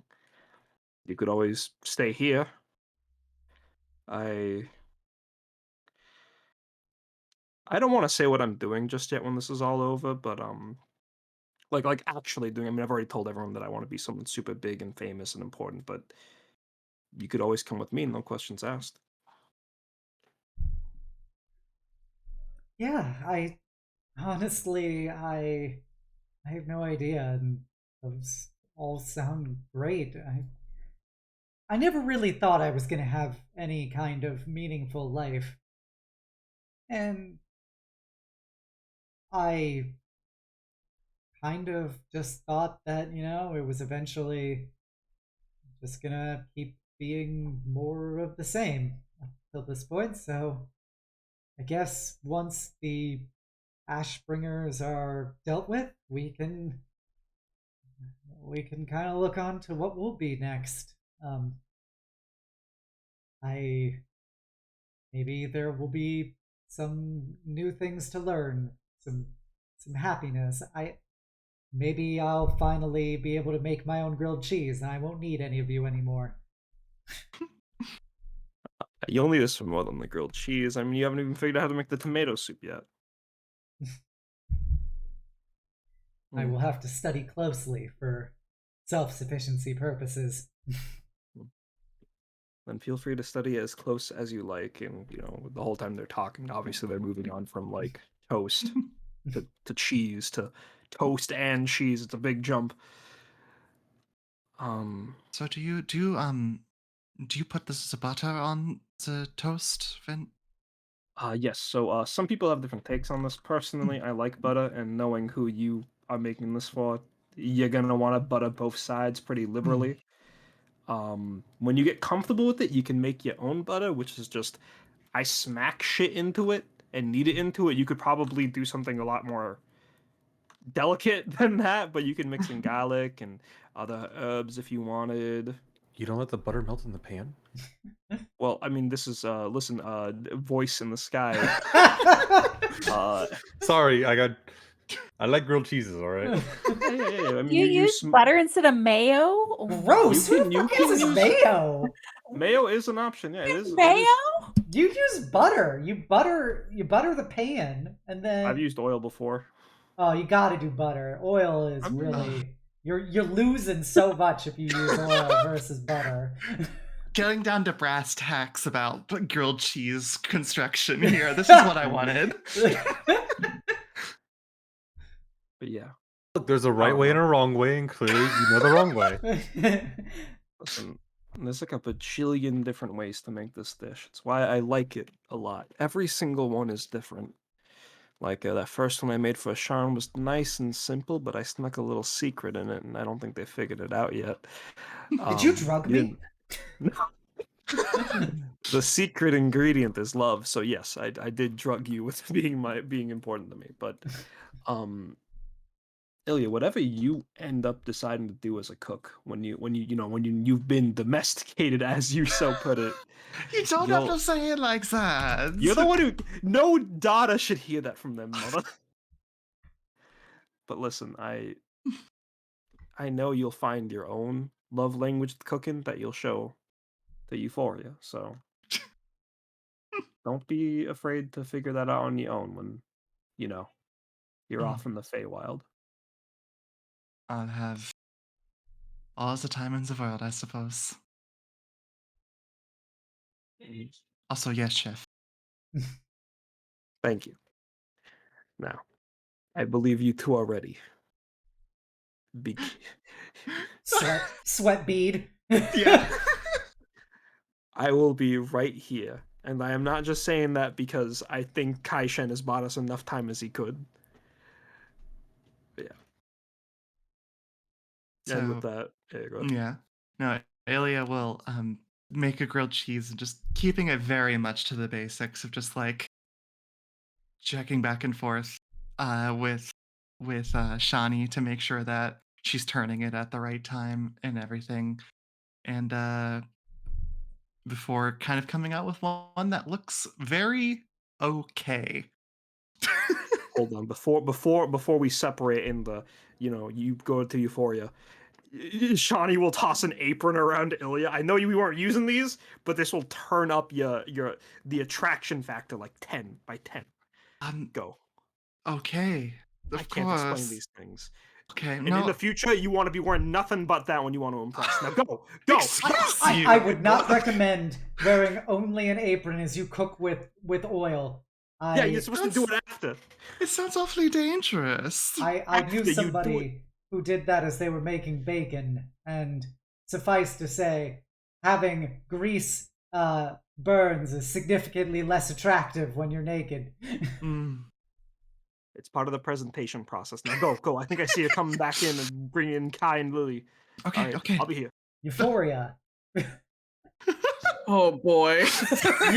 You walk into the living room as you see a shirtless Kai Shen with a bag in one hand, with Lily next to him, visibly drooling, walking in as he kind of looks around as if he's checking to see if that he bought enough time. And then you just see Lily stop abruptly as she turns and snaps her head towards the kitchen, sniffing. I feel like I've missed something here. And Ilya will kind of sheepishly walk out of the kitchen and just say, I made you a grilled cheese. You made me a grilled cheese. Did my best, but yes. Well, thank you, but why? It's something that I wanted to try and get better at. Cooking and such. Darling, you know we got a maid, right? I do, and even in the future we will, but I don't know. Seeing the way that Shani always cooked for us and the love that she put into it made me want to share it a bit. She's gonna look at you and look at Kaisha just like, I understand why Lily need to be kept out of the kitchen. Well, thank you. I guess I'll just tuck in then.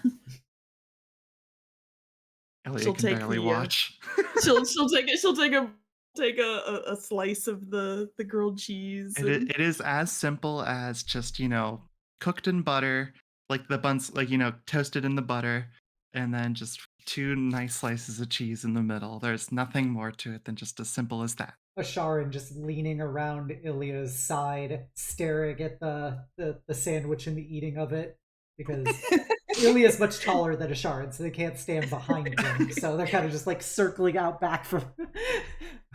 We'll see how this goes. I'm not confident. I promise we didn't drug it like Shawnee.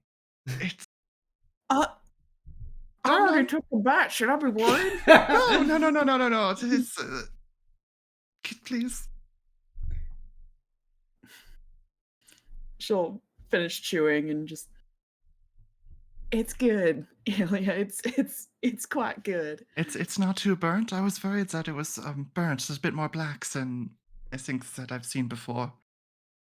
Oh, I like it a little toasty. Oh, that's wonderful. Maybe add a slice of pepper jack next time. Pepper jack. Mm. I know that there's also bacon as a common addition. Pickles. Pickles. Pickles. Mhm. I will do my best, but I'm happy that you liked it. Looks down at Asharin like, holy shit. Asharin gives you a thumbs up. Thank you, Ilya. This was real sweet, and she'll give you a little kiss on the cheek. Flushes red. Kashan, you want the other slice? After all, you had to do the dirty work. Wouldn't be the first time. And he walks over and, still shirtless, will take a piece of the grilled cheese. Once again, Kai-Shing gets sloppy seconds. Yep, he's fine with that. He doesn't think any less of it. It's more experienced grilled cheese. He will. Oh my god. He will take a bite and go, "This is an excellent first try at grilled cheese." Well, thank you. I must. They're being a bit sheepish right now, but Sharon, they did assist alongside Shani, of course. She was our teacher for this exercise. Lily looks horrified at the prospect that Asharin was participating in making grilled cheese in her kitchen. It turned out pretty well, but I have to go check on something really quick. And she like blitzes into the kitchen to go, and you just see her like darting around, making sure everything's still there and unburned. Just goes in there and it's a complete mess. There's an egg beater for some reason. Melted cheese slices all over the stove. Yep. You will have to cook for us more in the future. that is my hope. Yes, I can show you how to make some goblinoid cuisine. that would be lovely. I didn't know you cooked yourself. Of course I cooked myself. It is something every man should know how to do.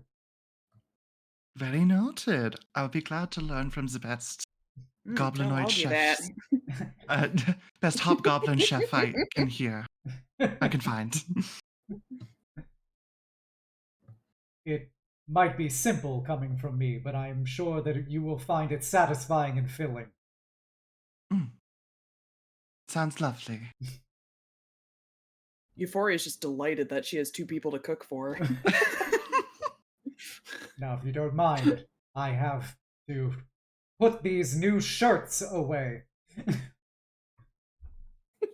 As he looks at Shoddy and Ilya. And walks upstairs.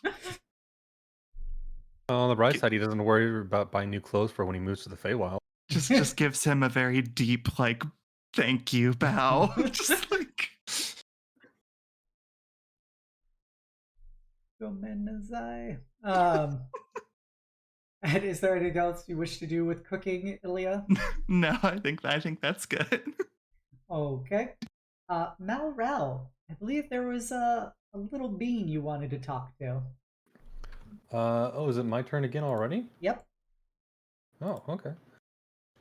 Yeah, I wanted to talk to a little cutie known as Cleotrixia. So we're gonna go over to Cryotrixia's home. Okay. When everybody knows you, obviously. The gnolls all let you in. The kobolds all, kind of check back in with you. You've been gone. You moved out a bit ago, so they're all like, "Oh, I hope you're eating well. I hope everything's going well. You're staying clean. And um, Of course. And I hope you are still using those exercises I showed you.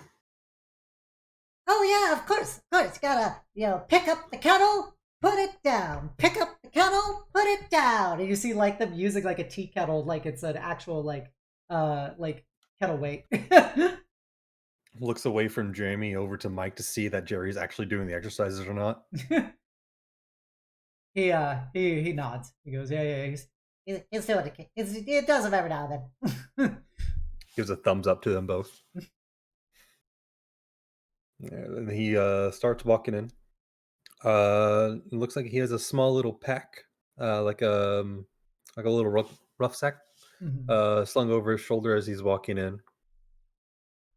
He probably called like ahead before coming here. He's not coming over here and unannounced, so they know that he's coming. Probably talked to Cryotrixia beforehand about this to get her permission for it. Yes. But eventually he does find them wherever they are. Yep. They are in the parlor as Cryotrixia is just lounging upon a sea of pillows as she's reading some arcane grimoires as Cleo is doing some, she's doing some, what's the word I'm thinking? Like weaving, embroidery kind of thing. I'm not a domestic woman. I don't know how these things work. But I think it's like embroidery. That's what like noble people do. Okay. Yeah, he walks into the room. And basically kind of like announces like, Well, what do we have here? If it isn't my favorite little Trixie. Oh, you wound me, Malral, says Cryotrixia. But Cleo will giggle and slither on over and give you a big hug. I'll go ahead and like he'll pick her up and do like a small twirl, which you said last time she's grown a bit. Probably a bit hard for him. Yeah, so but he still tries his best to like lift her up and do like a spin. she's probably, I don't know, like 7-8 feet long now. Yeah. Well, her mom is like 30 feet long. He still tries his best to like pick her up and give her a good spin before sitting her back down. It's like, hey, I have something that I think you might like. Really? Mm-hmm. You want to see? Yeah, of course. All right. Come on, over here. Takes her over to a table and he puts the rough sack on the table. It's like, now, are you sure you want to see it? Because I could just, not give you a present. Wait, why would you want to not give me a present? Of course I want to see it. Of course I want to give you a present, but I got to know that you really want it. I want it. Uh-huh. And what are you going to give it me for, huh? How are you going to prove that you want it? He crosses his arm and gives like a smug look. A hug? Make it a bear hug. All I know how to do is allow me a hug. And she just pounces and coils around you. Returns the hug.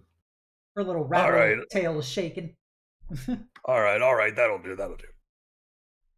Sits her down and opens up to reveal Several newly made tools of the finest metal and highest caliber for both engravement, filigree, detail work, and also some rough regular tools as well for basic smithing as well. I've already talked to your mother a little bit, but I noticed your love for drawing and art and how you would like to put art on other things that aren't paper. How would you like it if I offered you an apprenticeship? You get these shiny new tools, and I teach you how to officially become a smith like me. Really? I get to learn from you how to make everything? Uh-huh. Would you be interested in that? Yeah, of course I would. That sounds amazing. Honestly, I was scared you would break this old lizard man's heart. No, I can never break your heart, Malrel. I've already talked to your mother about it, about how we were going to set up lessons. But given enough time, I think we can make your own hammer for like your first lesson. Oh, it's I so know, exciting. it's just a hammer, I know. It doesn't sound very grand, but trust me, this would be the first step, and you'll use that hammer the rest of your life to create all kinds of magical things. Really, I'll be able to make magical things? Yes, uh, filigree is not only used for decoration, but for inscribing runes as well. You could even get your mother to help you by inscribing some of her spells into the things you make. And if I know how to cast my own spells, I can do it as well? Of course! She does like this like you know that like Chris Pratt face from Parks and Rec that's like the super excited one. She does that, and so you get to see her rows of fucking like fangs and everything going back down her mouth. And she's just super hype. He gives her like messes up her hair a bit by tousling her hair. No, Ralph. I'm sorry, I know. It's just, you make that face and it's so cute. Looks up at Cryogenic. He's Like, how could I help it? You agree, right? Oh, I know that my daughter is simply adorable. Everything she does is delightful. For the people at home who may be tuning into this for the first time, this is your friendly reminder that this is Cryotrixia, Cleotrixia's mom, Snake Mommy. tuning in for the first time for the part 1 of 3 of the finale. Yep. But yes, we all love Snake Mommy here. So this is Snake Daughter of Snake Mommy. Art by Ethel, which you saw in the thing, the ad on Twitter for it. She does lots of great art. She draws really hot girls. Hot God girl damn. hours. You guys have been really good to me. And this is something I don't pass down lightly. This is a family tradition of an art. So I'm trusting you, Cleo. I'm trusting you with a family art. You understand? I understand. It's like mommy's magic. Yes. I suppose you could say that. And with your mommy's magic and my blacklisting skills, you getting both, I'm sure you can make something greater. Something this world has never even seen before. And I hope I am able to see that one day. Let's see.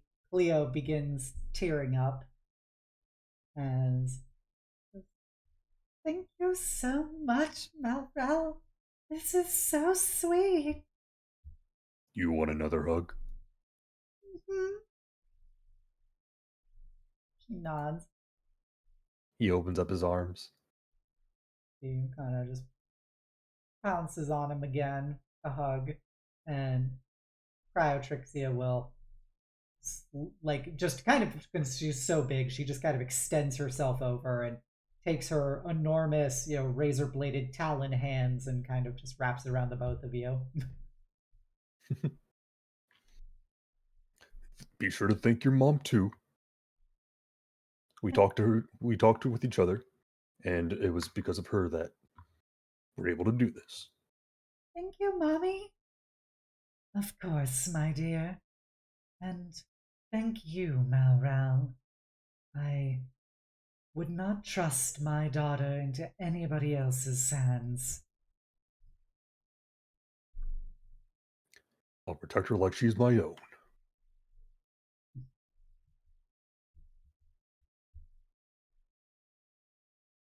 And he'll go ahead and start off because seeing, excited child and having new toys in front of them, you can't just give them the toys without the batteries. So he'll go ahead and like teach her a few things right away and like go ahead and get her started. Set her up for like the first lessons that she'll eventually get to, but basically give her a rundown and some practice sheet metal she can just play around with. Mhm. She is very excited to start getting into it, and Cryo is just kind of sitting in the back, getting her kobolds to bring her one of her multi-gallon chalices of wine for her to sip as she watches it, and just a big languid smile on her face at her daughter's excitement as Malrao helps teach her smithing 101. And he'll probably spend like the greater part of the day just spending time with them, talking with Cleo, talking with Cryo, just more or less just a little slice of life day, almost you could say. Gotcha.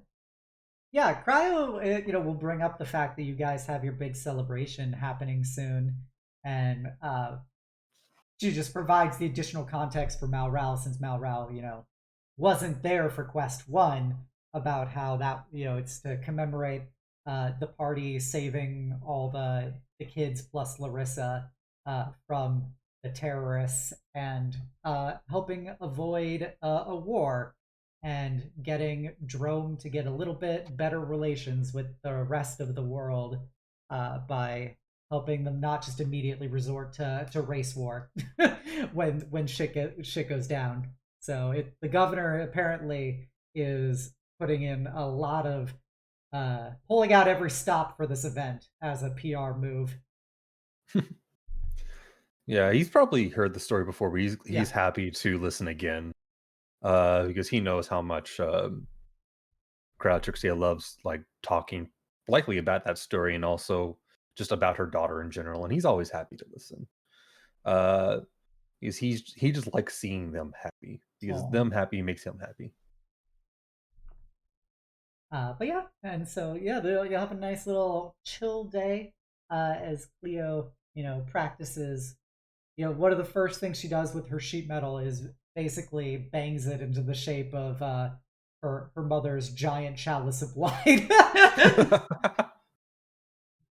That's impressive. It's just it's basically just taking it and just cracking it into like a circle. She's not like actually duplicating it. She's just trying to make it in the same shape. Okay. So it's kind of like a funnel-ish looking thing right now. That's still pretty impressive for sheet metal. Yeah. Well, she's gifted. The gifted snack. And Next campaign, I'm playing Cryotrixia or Cleotrixia. I was like, you're gonna play Cryotrixia? Yeah, I'm gonna play Cleotrixia as a I don't know. There's no class for magic metal. Artificer. Yeah, that works. Wearing Shawnee's leather jacket. It's gonna be baller. But yes, so you have a very nice little slice of life with the snakes with the Snicks. And is Just reptiles being reptiles. that's You know those how it is. crazy reptiles. Bonding over heat, bugs, and metal. Is there anything else that you wish to do as a part of that? Not really. He's just like offering to have her as an apprentice. Just wanting to spend a good time. Just wanting to spend time with them. Honestly, that's more or less it. Okay. He did actually. Now that I think about it, no, that'd be overstepping. I won't do that. Never mind. Okay. As you finish doing that, we will hop back over to your girl Kamar, who thinks she's about ready to enter her bimbo arc for real. It's coming to an Yes. end. No, she's entering her bimbo arc. Oh my bad. I misheard. Entering it. Yes. Yeah. So definitely after all the parties and all the good fun times, she's going to try to hunt down Larissa, see where she's at. Larissa is, she's kind of like stretching over one of the balconies and stuff as she strums her lyre and just kind of humming to herself as she sees everybody setting up all the stuff for the big carnival festival.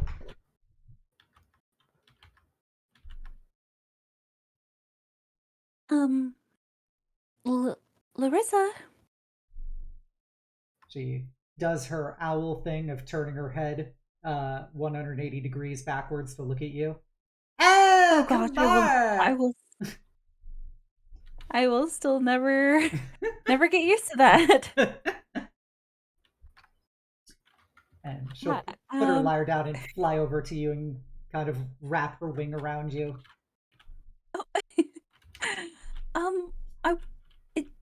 If you weren't too busy, I kind of wanted to see what you were up to today.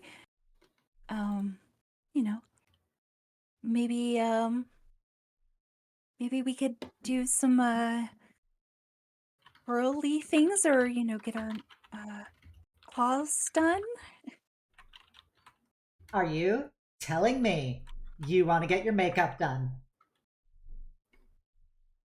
I mean, yours is always so good. I kind of want to try it too. Then it is official. I am going to glamorize you. Let's fucking go! As she jumps up into the air and twirls and stuff. She goes, I'm gonna make you such a hot piece of ass. All the bitches are gonna be on you. It's makeover time.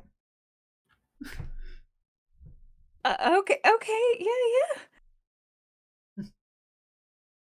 Okay. I'm ready to, be a slut, as you call it. Don't worry, Kamar. You were always a slut. You just hadn't exposed it to the world yet. And don't worry, we're gonna do that now. People are gonna look at you and say, damn, that is an amazing slut. So let's go. And she is going to promptly pick you up in a princess carry, and she is going to leap off the balcony. 1 second.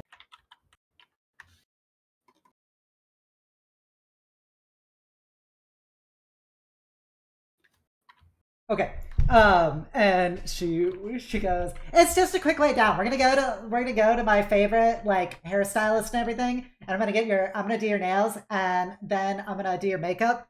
And you look like you're probably used to a traditional natural look, but do you want to be a little more vivacious? I asked Silonia about that word, so I know that now. Or would you like to just be like, hey, big slut energy? You are the expert at this, so I feel like I'm gonna leave it up to you. What do you recommend? She gets that super big shark tooth smile at that. She goes, "Oh, we're going all out. Let's go." And she takes you to her favorite changeling hairstylist that she took, Shawnee. And while there, she is just a whirlwind of feathers as she Jesus Christ, that picture. Damn it, Litro. God damn. All right. It was metamorphosis, everybody. That was the picture. But she is gonna go, okay, so this is like your big day coming up. So this is gonna be the big celebration of you, being the heroes of this city and saving possibly like the coolest friend you could ever make. So me. So like obviously I want you to look your best. And so I've decided we are gonna go all out with this, and we're gonna like really show off your assets. I don't know what you were doing when you were playing around with like nerd stuff, but like it really like thickened you out a lot and gave you like a great set of tits, mind you. So we're gonna like emphasize that, but I want you, you got this like mousy, like girl next door nerd thing, but we're gonna make you the whore next door. And so I'm gonna like do your eyeliner and mascara. We're gonna give you some nice, like big full lips. You're gonna look like the hottest piece of ass there, which I know you will do because you totally are.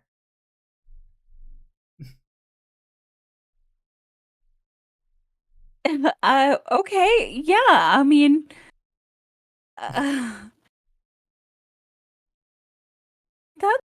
fine. I can totally make that work. You don't have to make it work. We're gonna make it work together.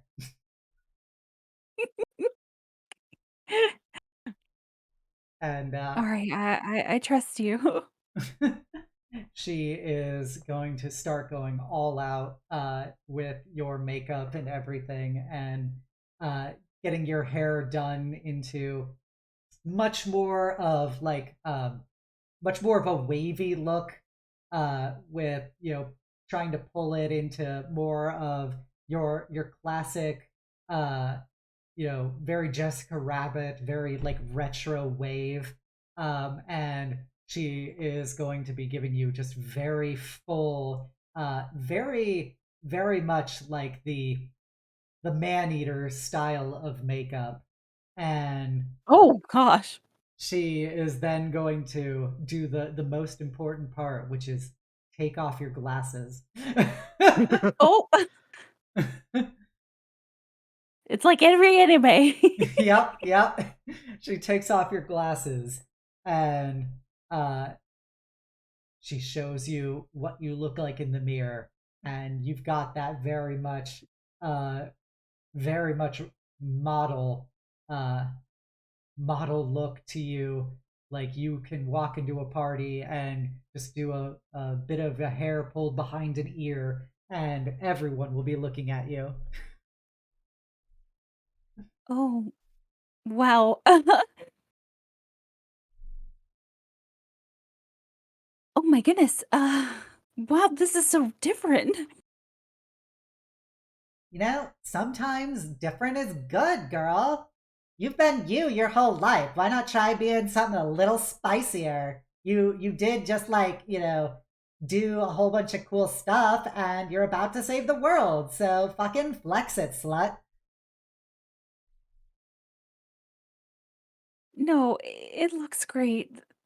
Thank you for doing this. I think I like it. She kind of squints a little bit. Oh, sorry about that. Hey, Prismatica. And the changeling comes over and he goes, oh, one of those less than capable seeing ones. Okay, here's a little temporary glamour for you to help clarify things. It should last for a few days, and you shouldn't have to need your glasses during that. As he kind of puts a little, it's kind of like setting powder above your eyes, and as you blink, you can actually see normally. Oh gosh. So she finally gets a chance to look at herself fully and kind of is taken aback. I like it. I do.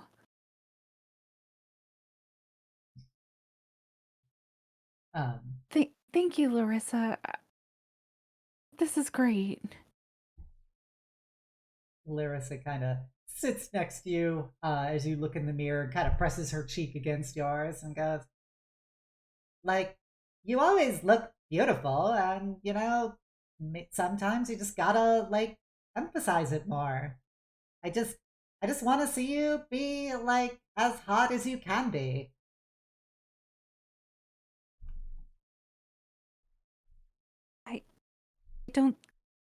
I don't think I could ever have done this without you. I mean, I used to wear my school uniform all the time, so you know that. But this is really great. I'm glad you agreed to do this with me. Of course, anytime. What are BFFs for? She gives you She kind of nuzzles back. Yeah, she gives you the nuzzle and gives you a peck on the cheek. Oh. She'll kind of hide her face away a little bit. No, don't smear the makeup. Right. I'm just teasing. I already said it, so I wouldn't do that. You're my friend, and I'm happy that, like, you wanted to, like, hang out with me. And I'm really excited to see you and fucking Shawnee get, like, all, like, glammed up for your big day.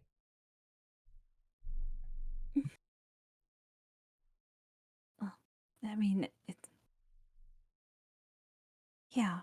I mean, yours too, definitely. I mean, you're a prize-winning, celebrity at this point too. So always gotta look your tip-top shape.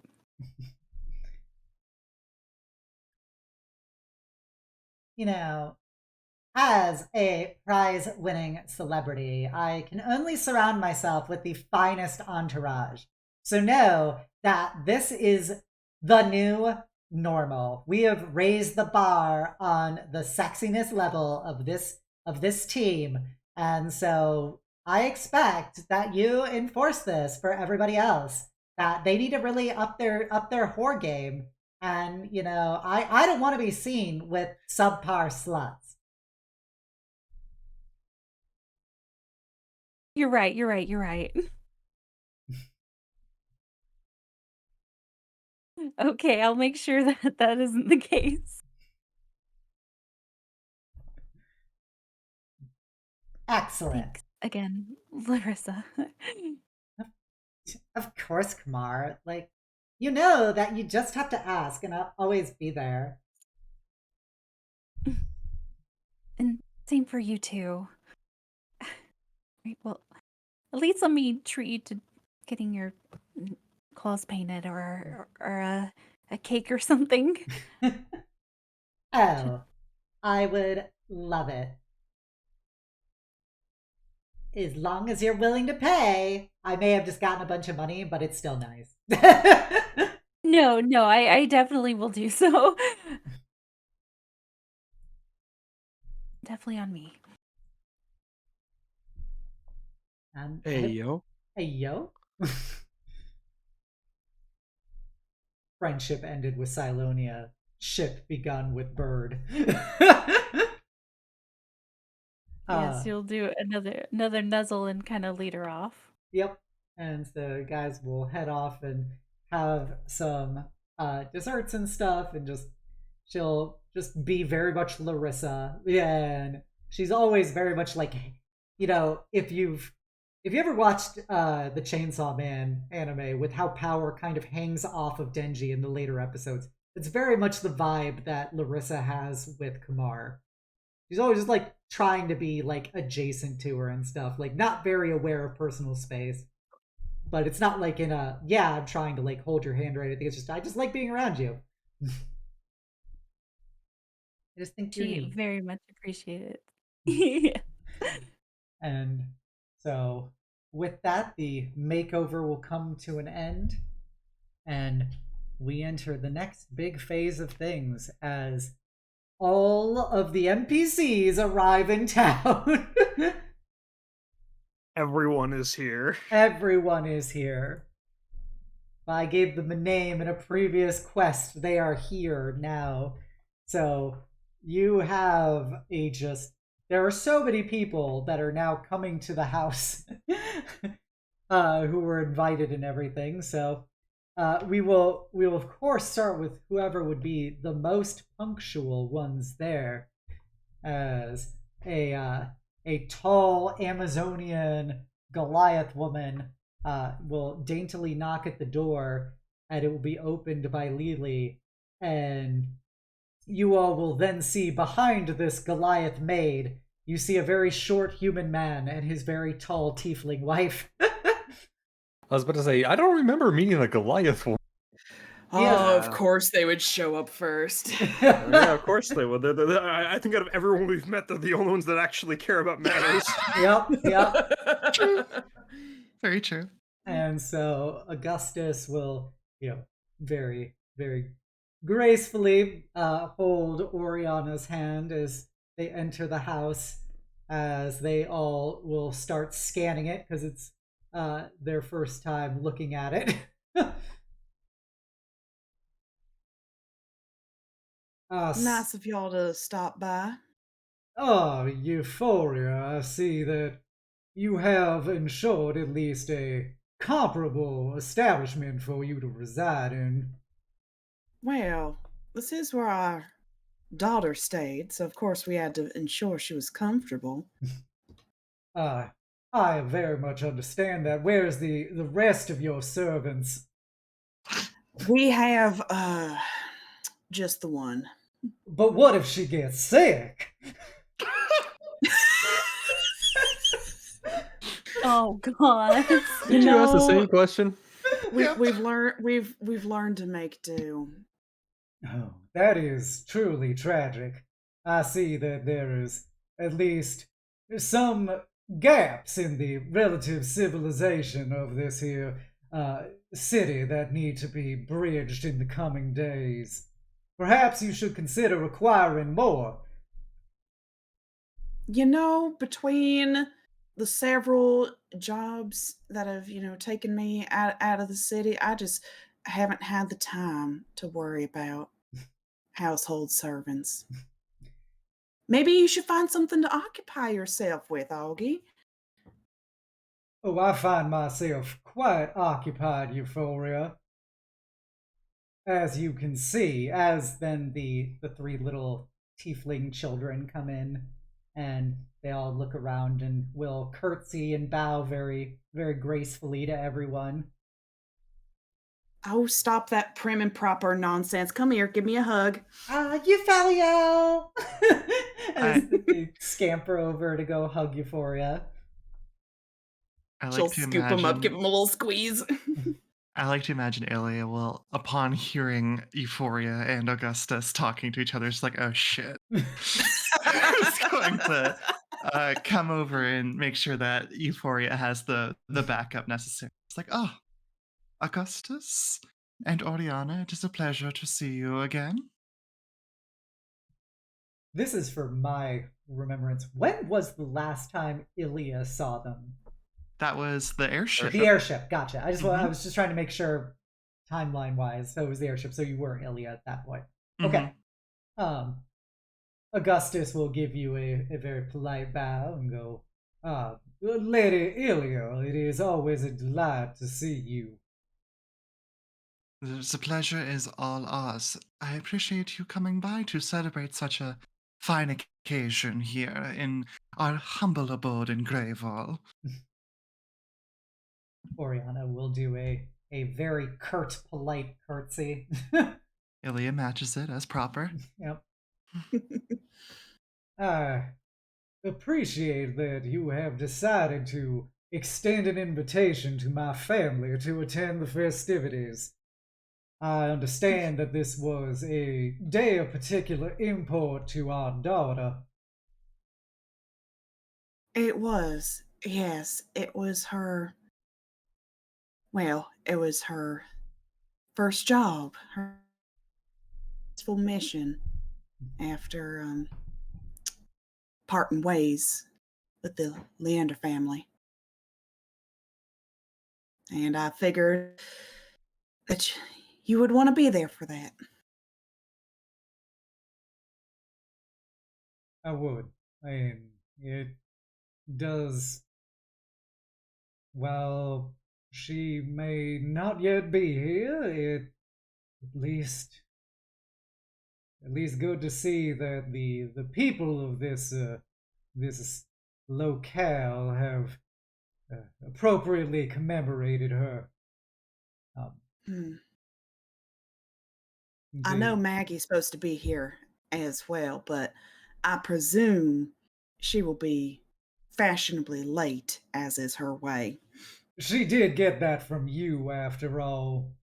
I tried my best to instill punctuality into her, but for whatever reason, she was not as receptive to proper guidance and tutelage as Jubilee. Well, a gal has to know how to make an entrance. The best kind of entrance is on time and on the arm of a handsome man, says Oriana.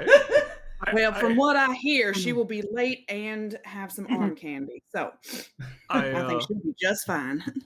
On the mention of being on time, Shawnee finally shows up, like, just munching up on an apple, just fucking late to seeing them. Oh, hey, how's it going? Oh, if it isn't the short girls, do it too. I'm glad to see I've left a lasting impression on you. How could I forget? And you see Oriana so hard to not laugh.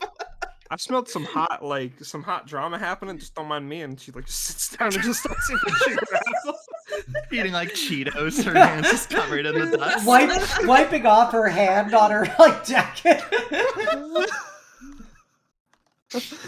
Delightful.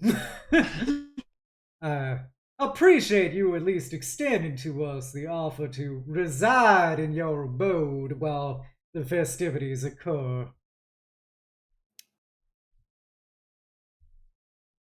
Well, you know, I like to play host. And she has this very forced smile on her face. Very practiced. Oriana kind of does a sneer and goes, "Domesticity suits you well, Euphoria." The smile cracks a little bit.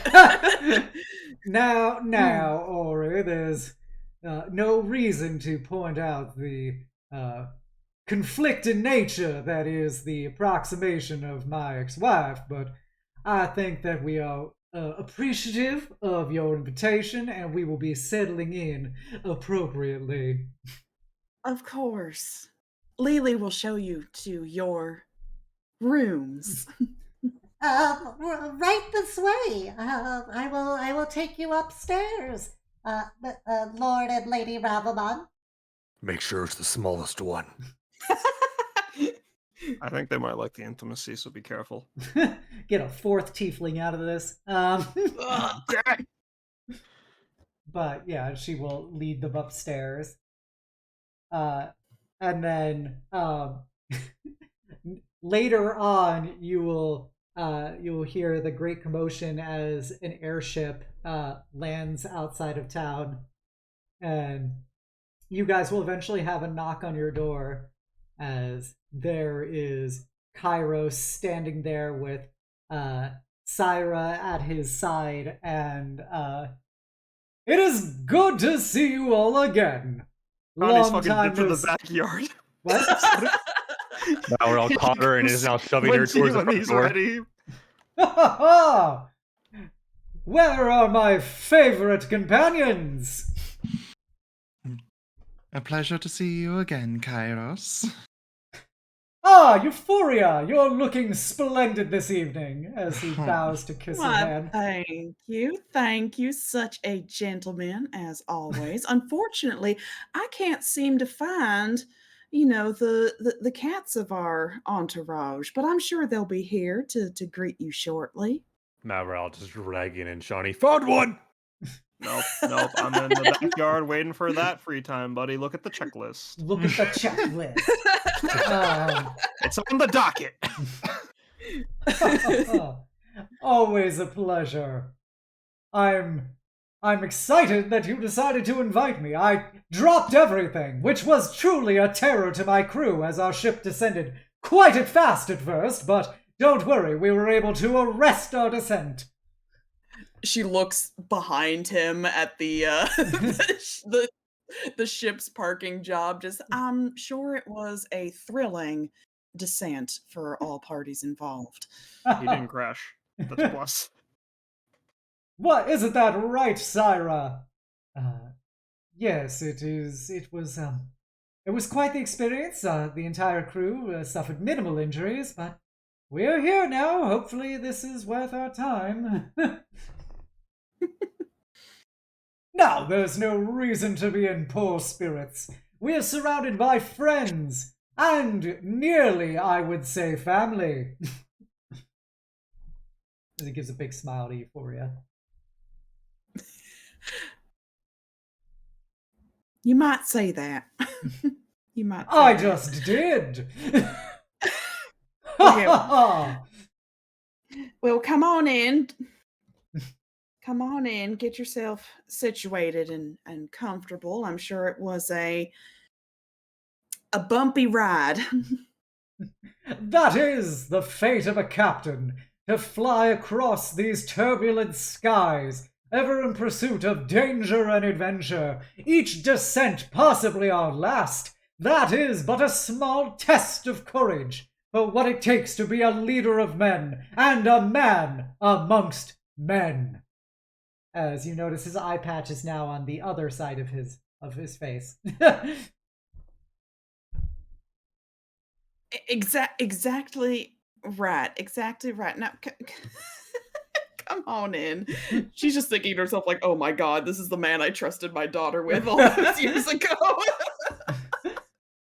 Maybe getting her away from him was not the worst thing, not because of a conflict of interest, but rather because she could have had Kairos as a son-in-law.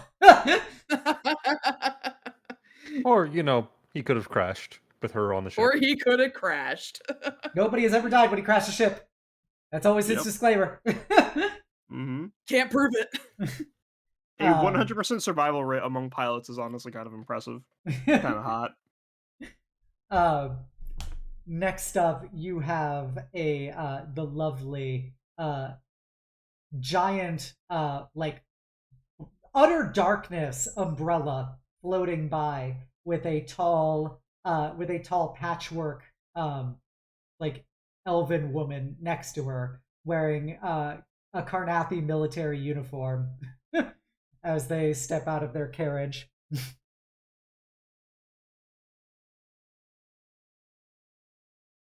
And you just it isn't Kalina and Esmeralda. Hey, Malrel! Always good to fucking see you again, says the utter darkness under the umbrella. I don't know. You looked a bit under the weather. Oh, it's all this sun. It just it's hell on my skin.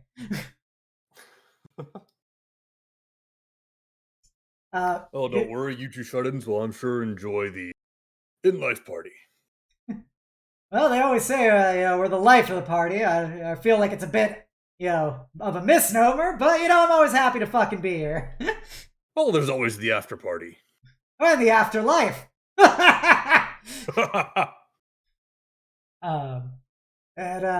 Could we, I could take it, we could come in.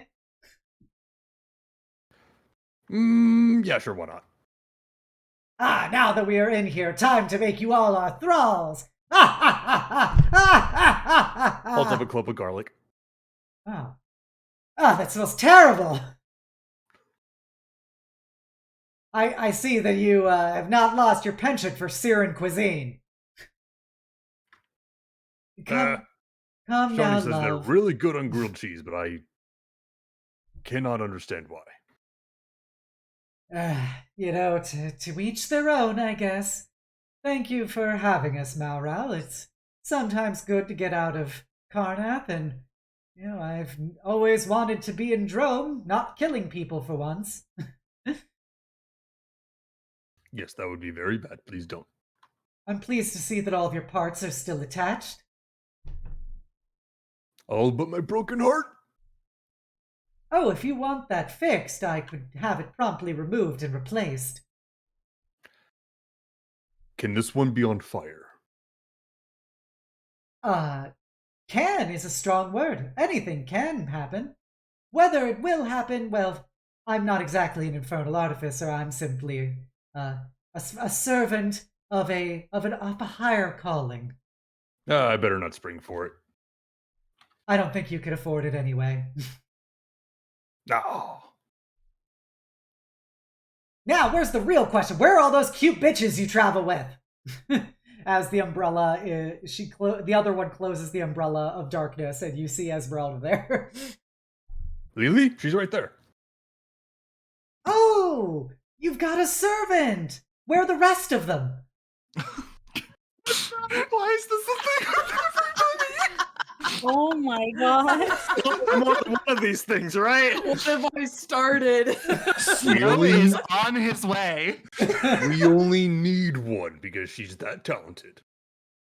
But what if she gets sick? What if she needs a day off? Hasn't happened yet. Yeah, we're awful. She's very good care of herself. Well, I'm sure then that she can handle the bags. If not, we can always, find a few bodies and, be able to supplement your staff. I don't think that would be necessary, but it is appreciated, the gesture. Lily's the one who worries about the new hires, so you'll have to talk through her. Esmeralda kind of laughs and shakes Ilya's hand. It feels ice cold. That is very par for the course for you. Yeah, I was about to say, we got both completely ice cold hands, so this just feels like a normal handshake. Yep. She goes, yeah. Just know that the offer's still on the table. If you, if you want to, if you got a few stiffs lying around, we can get you some real supplemental service here. Just saying. And she kind of whittles her eyebrows. Understood and appreciated, darling. Now you two go settle in. I know that you probably have a lot to catch up on. I'm sure we're gonna have a fantastic time here seeing your lovely home and all of the tasty-looking people in it. That's just a little vampire humor. Don't worry, I won't eat you unless you want me to. Darling, I'm from the Fae. I've heard something just as weird and maybe even a little bit more. Oh, then you'll have to fucking tell me over a few drinks. Oh, of course. Come on by. They kind of laugh as Kalita kind of rolls her eye, and then the problem is it gets stuck back in the back part of her head. So you see her reach over and kind of go into her eye socket and rewind the eye back to facing forward. Oh god.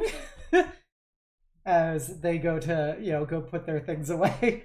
And with that, we will close the processional of new people for now. There are plenty more to come next time on Eberron, Ashes of the Last War. All right, everybody, we're going to end things there for tonight. We're just about at 3 hours. I hope you guys have had fun tonight as we have finished the part 1 of the final interlude. Part 2 is we have this wonderful party and a whole other ridiculous cast of characters to arrive and wonder at the level of servants present. And so I hope you had fun. If you haven't done so already, please go check all of these wonderful people. They're all amazing beans and streamers and cutie pies in their own right, and you should go love and support them with the exclamation point players.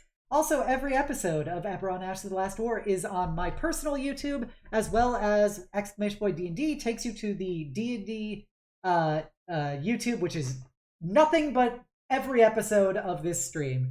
So definitely go check it out if you want to catch up or reacquaint yourselves with some of these wacky characters in their own right. And the heaping helping of trauma that they always like to associate themselves with. If you haven't done so already, please give me a follow here on Twitch, give me a sub over on YouTube, a follow on Twitter, and you can join my Discord, the Eternal Citadel, and be a part of my incredible community. We will be back here on Wednesday for probably some art. I might be doing some more NTR drawings if you guys would like to come by and see NTR Girl get more fully fleshed out. We also are still taking names for NTR Girl. If anybody has any name suggestions for her, I would appreciate it. I want you to know my hand is raised, but you don't want the answer. Is it Obsidia? Were you going to say Obsidia? Single brain cell. All right. If you are a follower, please copy down the call to hugs. If you're a sub, please copy down the knight's message. We are going to go raid. I know this bean. She is a good bean, and I have not raided her in a long time.